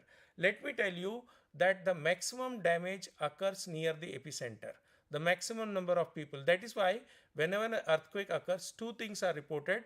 One is the epicenter, where it is, and second, what is the magnitude. And that tells you that what will be the areas which are most affected. For example, this earthquake was felt in many other countries, but the damage was near because the epicenter was near the Turkey-Syria border. So that's an important thing we should understand. Then what is the theory behind this earthquake occurrence? There is a concept theory called the plate tectonic theory. What does this say? That the earth consists of 5 or 6 major plates, and these plates move over the asthenosphere, which is a plastic layer. And these plates, you have the oceanic plates and the continental plates. The continental plates can be up to 100 kilometer thick, and the oceanic plates can be up to 50 kilometers thick, and these ride. Now the question is, this asthenosphere is below this lithosphere, and these plates move on the asthenosphere. Now where does the energy come from? If you see the next diagram on the screen, it is because of the convection currents, and that means the plates all over the world, the plates keep on moving. The earth is a dynamic planet. They keep on moving. They move at a rate of velocity of 2 to 10 centimeters per year in the underlying asthenosphere. Because of the radioactivity, convection currents are created, and these convection currents, upwelling is done in the mantle, and they drive the lithospheric plate. Now the movement of the plate with respect to each other is the main cause of the occurrence of earthquake and volcanic eruptions. Now there are different type of earthquakes which can occur, which is interplate earthquakes. That means two plates interact with each other. That boundary is called interplate earthquakes. There are three types of boundaries. And intraplate earthquakes, that occurs inside the plate, and which is of lesser frequency than the interplate earthquakes. Now if you see, there are seismic waves generated when the energy is released. Now what are these seismic waves? There are P waves, S waves, and primary waves, secondary waves, and also there are surface waves. What is more important is the surface waves. They are longer wavelength, low velocity, low frequency, and low velocity, and these damage the buildings. And surface waves can include Rayleigh waves and Love waves. What are these? These are the complex horizontal ground movement and rolling motion. Because of this, the earthquake damages the buildings. That is why they say they damage the buildings. Now distribution of earthquake, if you see, they occur in the plate boundaries. The plates can be divergent. They can move away from each other. That is, for example, mid-oceanic ridges. They can move, slide past each other, like it happened in the case of Turkey. You can have the strike slip faults. You have the transform fault plate boundaries. Then you can have converging plate boundaries. Two plates can collide with each other, and there can be oceanic plates subducting the continental plate, or two continental plates colliding with each other. That is how you have the Himalayas which are formed. So these are the things which are taking place. There can be tectonic earthquakes which occur because of tectonic movement. There can be also volcanic earthquakes. When the volcano erupts, it can cause tremors in the surrounding region, and that can cause shaking of the earth. And again, you will also be surprised, there are also reports that you must have seen in the Koyna reservoir. There is a reservoir induced seismicity. When you fill in new reservoirs, dams, or inject fluid into deep wells, or there is detonation of atomic explosives under the ground, these also can create waves, and that is called the earthquake, which is nothing but the shaking in the earth.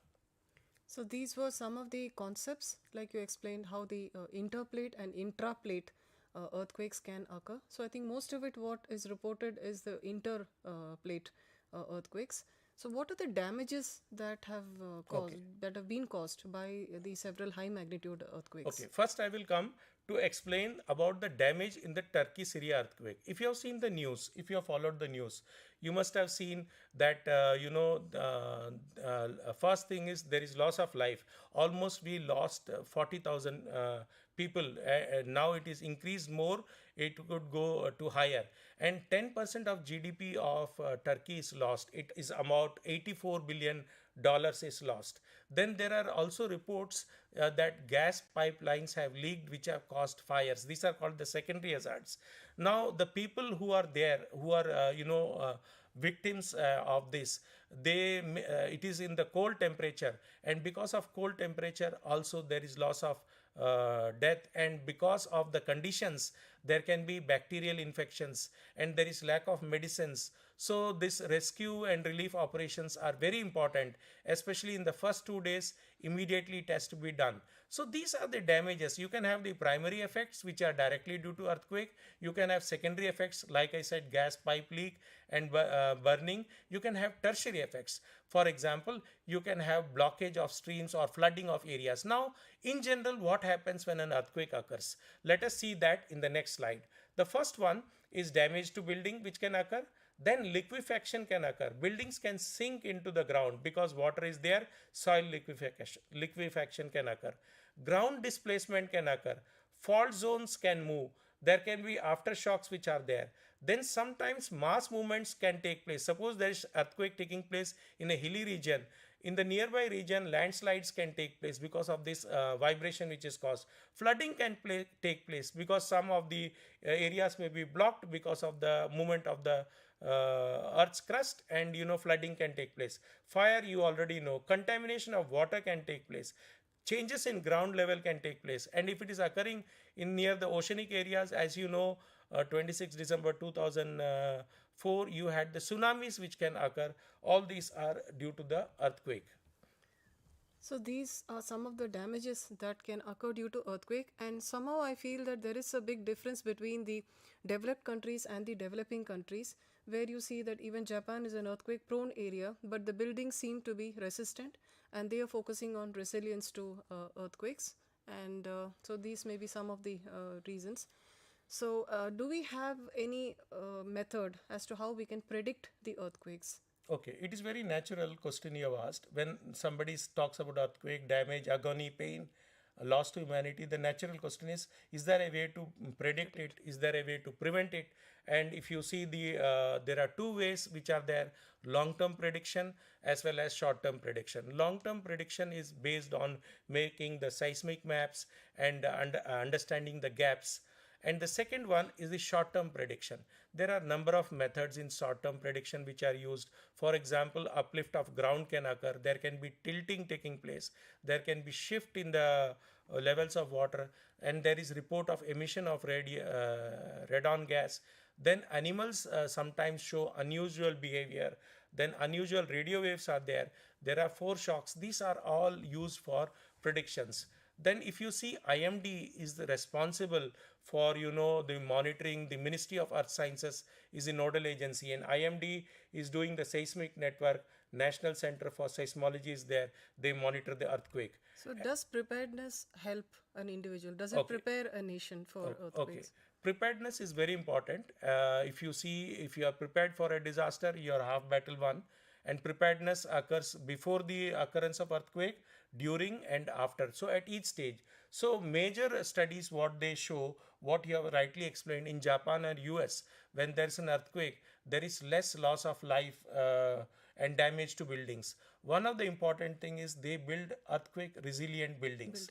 Even in Turkey, what has happened is that the builders now are facing the heat.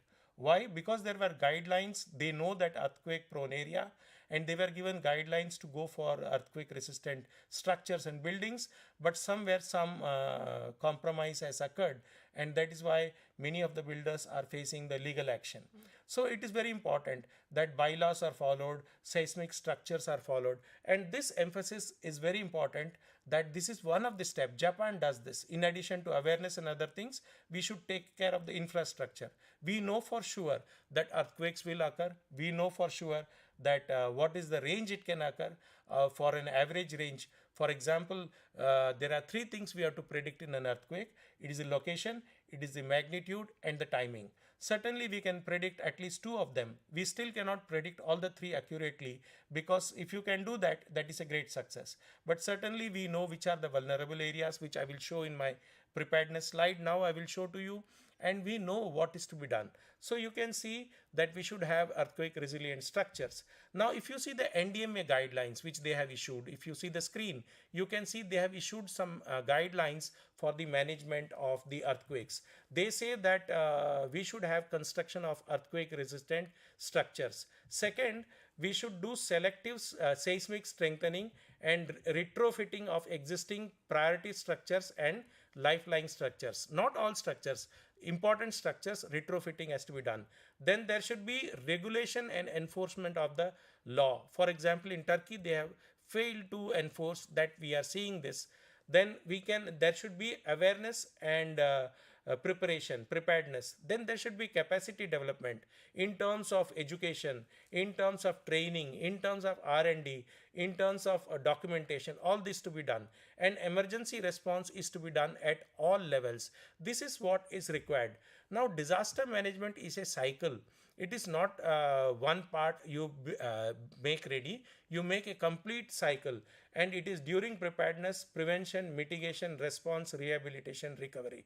Now, international experience has shown that pre-earthquake preparedness and mitigation efforts maximize earthquake management gains. For example, if you see Japan and other countries, the people, they had 9 magnitude earthquake. Still the damage was not less, the panic was not more, the loss of life was not more, because they were prepared. Right from school children, they are trained. These guidelines which NDMA has prepared aimed at strengthening the preparedness and mitigation efforts in India while simultaneously improving country's emergency response capacity. Now, these guidelines are aimed to create a community which is informed, resilient, and a community which is prepared to face future disasters with minimal loss of life, property, assets, and infrastructure. Bureau of Indian Standards has made the seismic hazard assessment, and our country has different zones, zone 2, 3, 4, and 5. Zone 5 is seismically most prone, and zone 2 least. You can see the map I am showing here.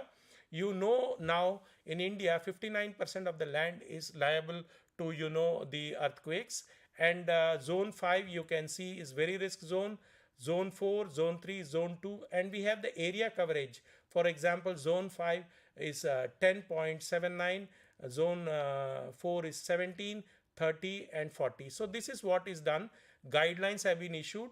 Vision of the NDMA is zero tolerance to avoidable deaths due to earthquake, and mission is to formulate guidelines for the preparation of plans to reduce earthquake risk, minimize the impact, loss of life, and damage to property. Now, what is the net summary we can take? That understanding hazards is very, very important. And we have no control over the natural process. Natural process will occur. When natural process occur, they will interfere with the human life and property. There will be damage of human life and property. We have to learn to live with the earthquakes, and we have to have earthquake resilient structures. We should create awareness. We should invest in R&D, and all these things are important. Unless we do this, what we are seeing in Turkey and what we saw in Nepal and other areas, overnight the gains which are there could be lost. So it's very important that we invest in the human capital for building the understanding, awareness, technology, and community involvement and participation. Thank you. Thank you, Professor Bhaskar, for detailing on the earthquake which occurred in Turkey and Syria region, and also some basic science and concepts behind earthquakes occurrence, and also the preparedness, how prepared we can be in order to face a natural disaster. Thank you, learners, and I hope you have had a good understanding of the same. Thank you. Thank you.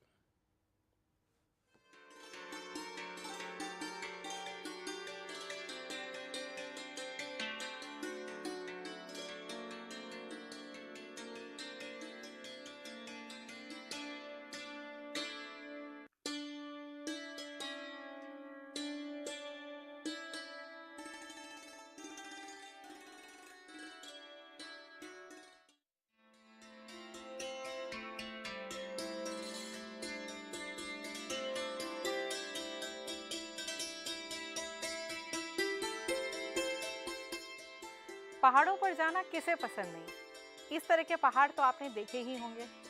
चलिए आज आपको विशेष प्रकार के पहाड़ों की सैर कराते हैं। ये हैं कूड़े के पहाड़, जिनके बोझ तले दुनिया दबी जा रही है।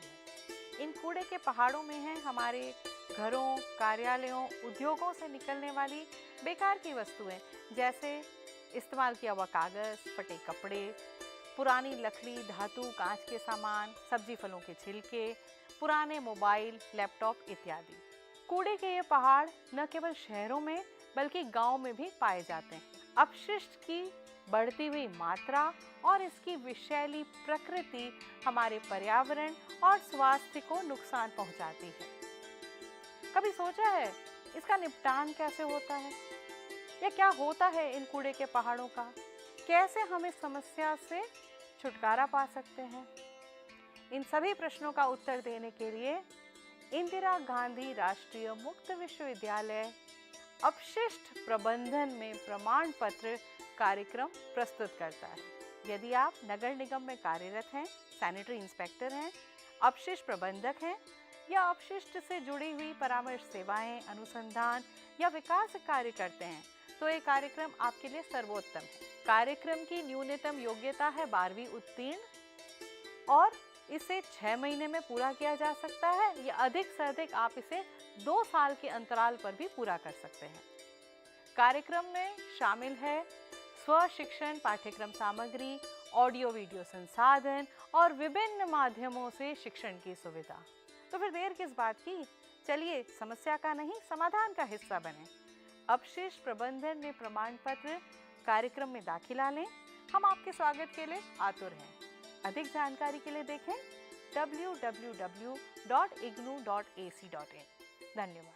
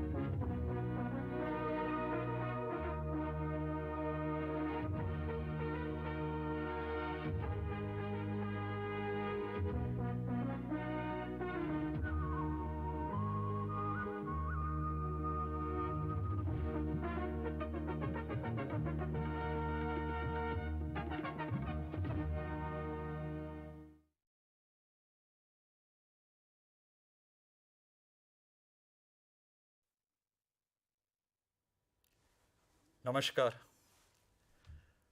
Today we have another interesting topic to discuss about the rights of people living with HIV/AIDS. This particular topic, it is part of the program that we are offering from School of Social Work, namely CAFE, that is Certificate in HIV and Family Education, DAFE, that is Diploma in HIV/AIDS and Family Education, and also there are few courses which are offered in MSW and BSW program. So this topic, it is very important, and we as a social work, School of Social Work, we have an exclusive program which is being offered, and the perspective is to provide a holistic understanding of this issue. And today, to discuss about the nuances about this issue and how we can address this issue and what is the current status and what are the rights issues that we are confronting, especially among the community who are championing the cause of this on HIV/AIDS. Today with us in the studio, Mr. Loon Gangte. I would like to share few some of his experiences before I start this session. Mr. Loon Gangte, he is from a northeastern state, Manipur. His original name is Henmin Loon, but as he was sharing to me that because most of them they don't pronounce it, so he has changed his name after coming to Delhi to Loon Gangte. So he works for the International Treatment Preparedness Coalition as a regional coordinator for South Asia, and he is also one of the founding members of Delhi Network of Positive People. So what does this network do? This network of people living with HIV/AIDS bring in people who are who are infected and who are fighting for their rights together, and they they work together as a collective to showcase their strength and also to negotiate with the governments and other institutions wherever there is an infringement in their rights. And presently, Mr. Loon Gangte's core area of his interest is in access to treatment, and where he tries to bring in people living with HIV/AIDS and medicines together as closely as it is possible. Because if there is any barrier which brings them apart, that's where his role comes into play.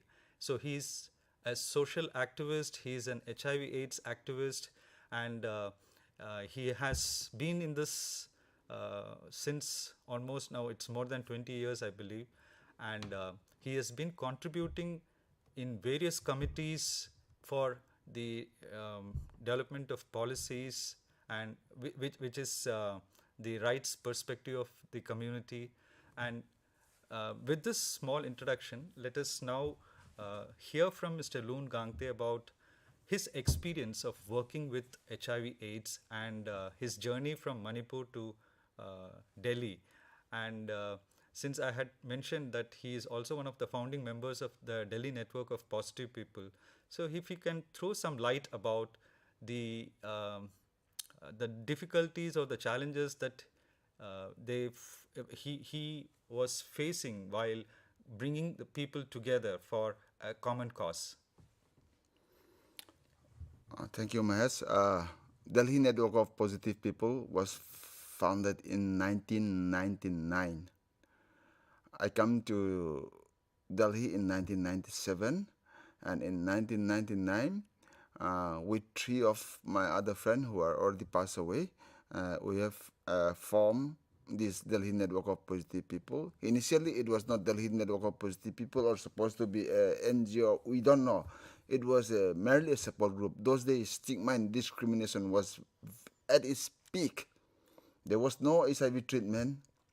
People who get HIV get tested it's like receiving a death warrant. You will live 3 months, you will live 6 months, and doctor even won't touch. Otherwise, those days in a case paper, in a hospital case paper, in diagonal, in red letter bold, HIV, AIDS was in very big, it was that stamp.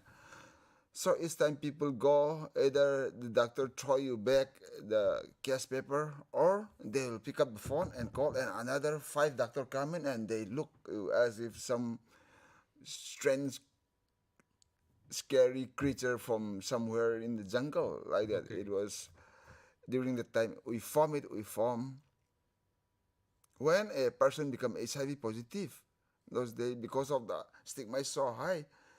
Yesterday, you and me, we don't talk. But today, you tested positive, and you already knew that I'm HIV positive. So you will come to me and we will hug each other. We became immediately a friend like that.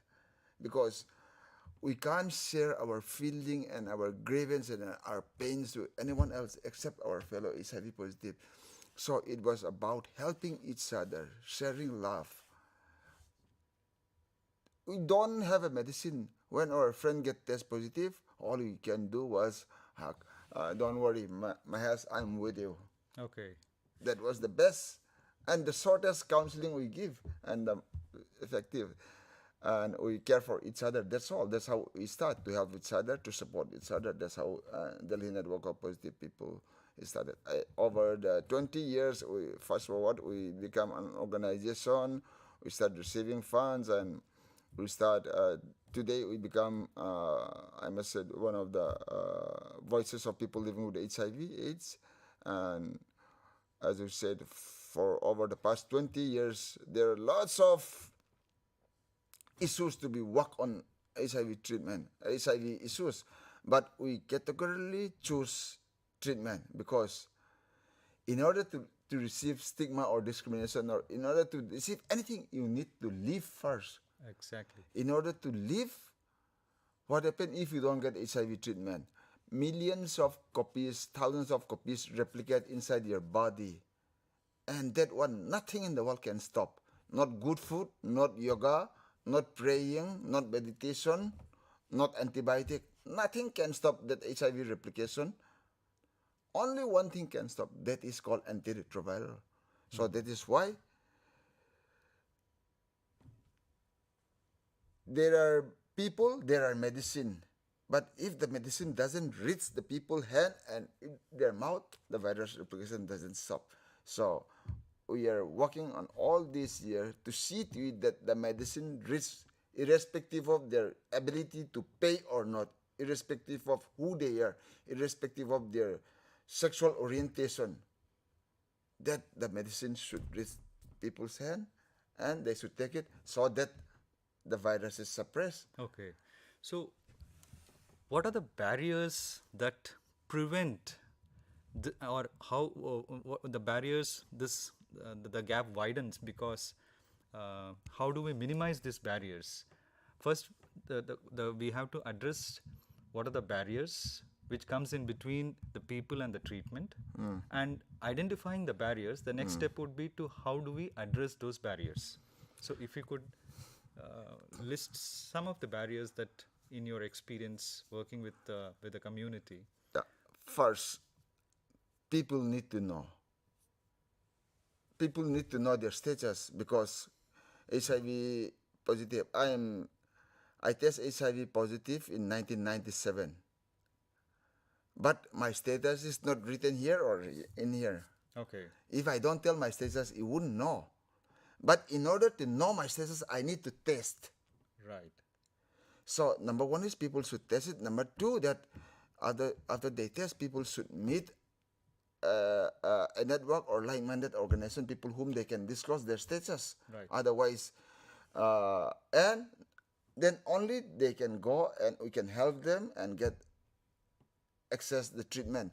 In 2004, Government of India start ART program, and today we have about 17 lakhs people on free antiretroviral program from Kanyakumari to Kashmir, from Manipur to Rajasthan.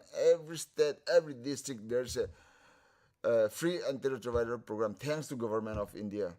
We're working on this, and at the same time, so the barrier is that people need to test, people need to know their status, and then people need to access the treatment. Because while accessing treatment, it's not only for me and my body. The classic example is me. I am HIV positive for the last 25, 26 years, but I got married after I know my status about 10, 12 years. And my wife is clinical psychologist who is not HIV positive. Till today, by the grace of God and thanks to ART, my wife is negative and my two sons, they're all negative because I take the medicine. So, it's not just giving me good health, but it prevent further, the best prevention. So, the challenges is that people, there are more than 1,000 ART centers in India. It doesn't mean that people who test immediately know along with their test report, the ART center doesn't come. So people doesn't know. We need to take people them. We need to link to them. We need to guide them there. So number one is giving information to them, and number two is, as you said, this is it's a moral disease. It is attested with stigma. So I think the information we give out in the early days are wrong. Let me prove it, Mahesh. Right, right. Who are the most at risk or vulnerable population? If I ask you, you will say truck driver, sex worker, drug user. MSM, transgender, you will say it. Yes, they are at risk. But how many people in India who are living with HIV? 2.1 million. Now look at that data. Who is the most population? All these most at risk population would form about 30, I don't know this statistic, but I'm sure I'm not wrong, 30 or 40. The rest are general population who are not sex worker, who are not drug user, who are not MSM, who are not trucker. So if you are not a trucker or MSM or sex worker or drug user, you think that you can't get HIV. That is wrong. Because HIV is a self-defining human immunovirus. You can get only from human, not sex worker, not drug user, people who have blood. That our initial message is wrong to me. Which the statistics say. But till today we are projecting. So if you are having sex with a sex worker, you might think, oh, I have to use condom, you said. But if you are having sex with the priest's daughter or a pastor, you might not think. But again, HIV is not sex worker disease, it's not MSM disease, it's not a drug user disease, it's a human immunovirus. So every human is at risk. So all these things, we need to tackle the challenge, and we need to bring down that stigma. The way people who look differently, people living with HIV/AIDS, because they don't know. Absolutely. Basically, initially when the epidemic was at its highest, the messaging, the perception, everything was to create a kind of a fear among the people, so that it can have a kind of an impact in the general community to be aware. But as you rightly said, these messages are now proving to be counterproductive. So, and this has also resulted in kind of stigmatizing and, as you rightly said, certain occupations. Yeah, that's how the society build their attitude, no? Absolutely. So with this kind of a notion, with 20 years of experience now within our society, where we have activism from the community, where they are also putting forward their views. So we have got some substantial idea presently how we can counter this issue. And as you rightly said, treatment can be the primary prevention method, especially when it comes to HIV/AIDS. Access to treatment, right information, they can be the best way forward. Yeah. So, if you can also highlight about the scenario that you could see in the world right now, as India is also one of the largest generic producer of medicine. Yes. So you could, what kind of activism is happening, especially when the entire global community is looking towards India, where we could provide affordable medicines which could save millions of lives.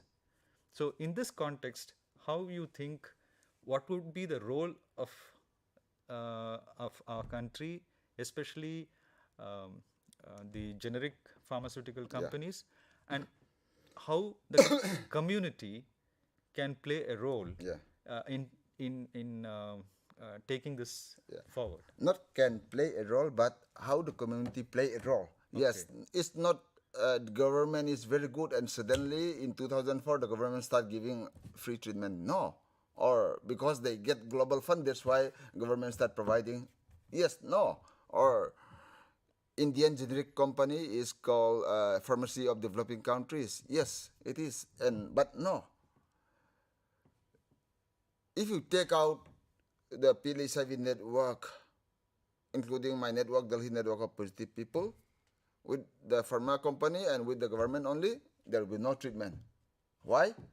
In order to be there, we need to give a patent opposition. All these drugs are, before the year 2000, one person treatment cost is $12,000 per person per year. That time I cannot buy, you cannot buy, our government cannot buy, and there was no treatment program. How did in 2004? Yes, it was started with Dr. Hamid from Shibla. He make it illegally. He make it the drugs, and that's what he started. But rest of the drugs, if you look at all the 17, 18 drugs which NACO is using, all those are the branded company are filing a patent in patent office in Delhi, Mumbai, Calcutta, and Chennai. So, example, my organization, Delhi Network of Positive People, with the support of our lawyer organization, we oppose more than 35 drugs that from HIV, hepatitis C, and TB drugs, 35 drugs. The drugs which we take in first line, second line, third line, all drugs are waiting to be patent. But we file the patent opposition, we win. As a result, pharma company can produce it. Take for the instance the latest case of hepatitis C drugs. Hepatitis C government started the program in 2018 and roll out in 2019. One pill of sofosbuvir costs $1,000 per Person pill. per pill. Okay. Per pill. For 3 months course, it's $86,000. You can buy a good flat in Green Park or ZK2, 3-bedroom flat in $86,000. One pill costs $1,000, made by Gilead. We oppose it in Dwarka Patent Office. We win it, and after that, now today, cut the story short, government is providing free of cost. Even if you go and buy in the chemist, for 3 months course, it will be about 7,000, 8,000. So that is the power of generic. In order for the generic company to make it, there must be a civil society who oppose this patent opposition. In early day, the generic companies are also doing opposition, but these days, lots of our generic companies are overtaken by big pharma company. So more and more the importance of civil society, and especially PLHIV network like me, because we are the one who eventually consume. So if you take out the civil society and the PLHIV network, and 20 years ago, if you take out, then there will be no HIV treatment program, there will be no treatment program, there will be no hepatitis C treatment program. That is, I would say, one of the key role of organization like us. Not, I don't say it's only us, but like All us. the positive people's network, right? People network. We need to oppose. That's how. Because once you have once the patent is break, there's a generic, there's a competition in the market. Otherwise, like sofosbuvir, Gilead drug, you can say 1,000 per pill. So people who have $86,000 for 3 months course will leave it. If you cannot buy, you die. That was the case of HIV in the year 2000. Those days, people cannot live, and we die like a fly like this. No? But today, thank God, ARV now. People. I was working in Sahara Michael's care home in Nepsarai, Freedom Fighter Colony. Once a journalist asked me, what's the difference between 10 years ago and now? I said, before 10 years ago, before we have treatment, in 1 month, I need to go to Paharganj cemetery 4-5 times to bury my friend. Now, in 5-6 years, I might go 1 time. That is the difference of treatment. So, to make it happen, the government is important, the pharma company is important, the funder are important, and no doubt the civil society and the PLHIV network are important. So when the battle against HIV is not one man's job or not one organization's job. Sure. I'm not the most important. No. It's like our body. If we all work together, then we can only beat it. Otherwise, only one. The hand cannot do it. The head cannot do alone. Right. Yeah. Well said. Well said, Loon. So, in terms of the future challenges that are lined up, as you rightly said, there are these challenges about patents. And if these patents are not opposed, this can become a barrier for bringing this medicine and persons with living with HIV/AIDS. This gap can go further; it can widen. Yeah. So the best way to move ahead is probably to put this kind of a pressure, work as a pressure group, and constantly ensure that the subsequent governments and the institutions should safeguard the rights of the people. Absolutely, Mahesh. This, because of breaking the pattern and because of having Indian generic, as I said earlier, now India today we have 1.7 million or 17 lakhs people receiving free antiretroviral program for lifelong medication. Not only that, not only Indian patient or Indian people living with HIV benefit, in the world, developing countries, about 37 million people are receiving free antiretroviral, of which 80% are the drug supply and manufactured by Indian generic company. Our contribution to the world is very, very important in terms of. So that's why journalists fondly call us, or we call ourselves, pharmacy of developing countries. It is very important. In the future, what is important is, since this is a lifelong medication, we need to protect and defend at any cost this our medicine. Not only for us, because now in the West, last time European Union, we opposed in 2012, 5,000 people are marching in Delhi, Jantar Mantar. 5,000 people from all over India and Asia, other people are coming. We are protesting again because they have a certain clause that would shut down these generic companies. Okay. All the free trade agreement are country and looming. I don't care whether my country, India and US or Europe or any other country, they trade on our shirt, our bike, our chair, they can trade. But not on the lives of. But not our life or your life. And which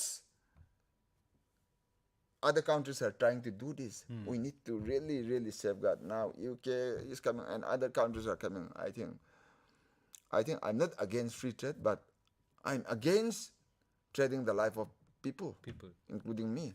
So putting people's life first rather than the profit. So this is what I was being. This slogan has been there as far as the access to treatment is concerned. Yeah. Put people's life Before profit. Before profit. Right. Right. So and just before you go, the second challenge is 2004. We have ART program, and it's been 17, 18 years now, India, and thanks to government of India, we have about 17 lakhs people receiving free antiretroviral. But this is good, but the daily operation of the supply chain management system we need to see, because there are often shortage of stock out and shortage, because we can afford to miss our drugs. We need to consume 24 hourly or 12 hourly. So this is one thing which I really, really need to flag. I pray that our government of India really work on the supply chain issue so that we don't miss a single pill. Otherwise, our 10-year, 15-year invest on a single person can go overnight if they miss a single or double dose. Okay. So the supply chain is very, very crucial. Amazing, Loon, for bringing up these insightful thoughts, thought-provoking discussion in today's session. And you had very well captured the aspect of how this epidemic has progressed from from stigma, discrimination, and now we are moving towards access to treatment, which will be the win-win situation for all. And with this wonderful, insightful discussion, I would like to remind to my learners about, if you have any queries or suggestions regarding this program, and if you are interested to know more about such issues that we are discussing, please write to us and keep in touch so that we can come up with more such insightful discussions in future. Thank you. Thanks a lot.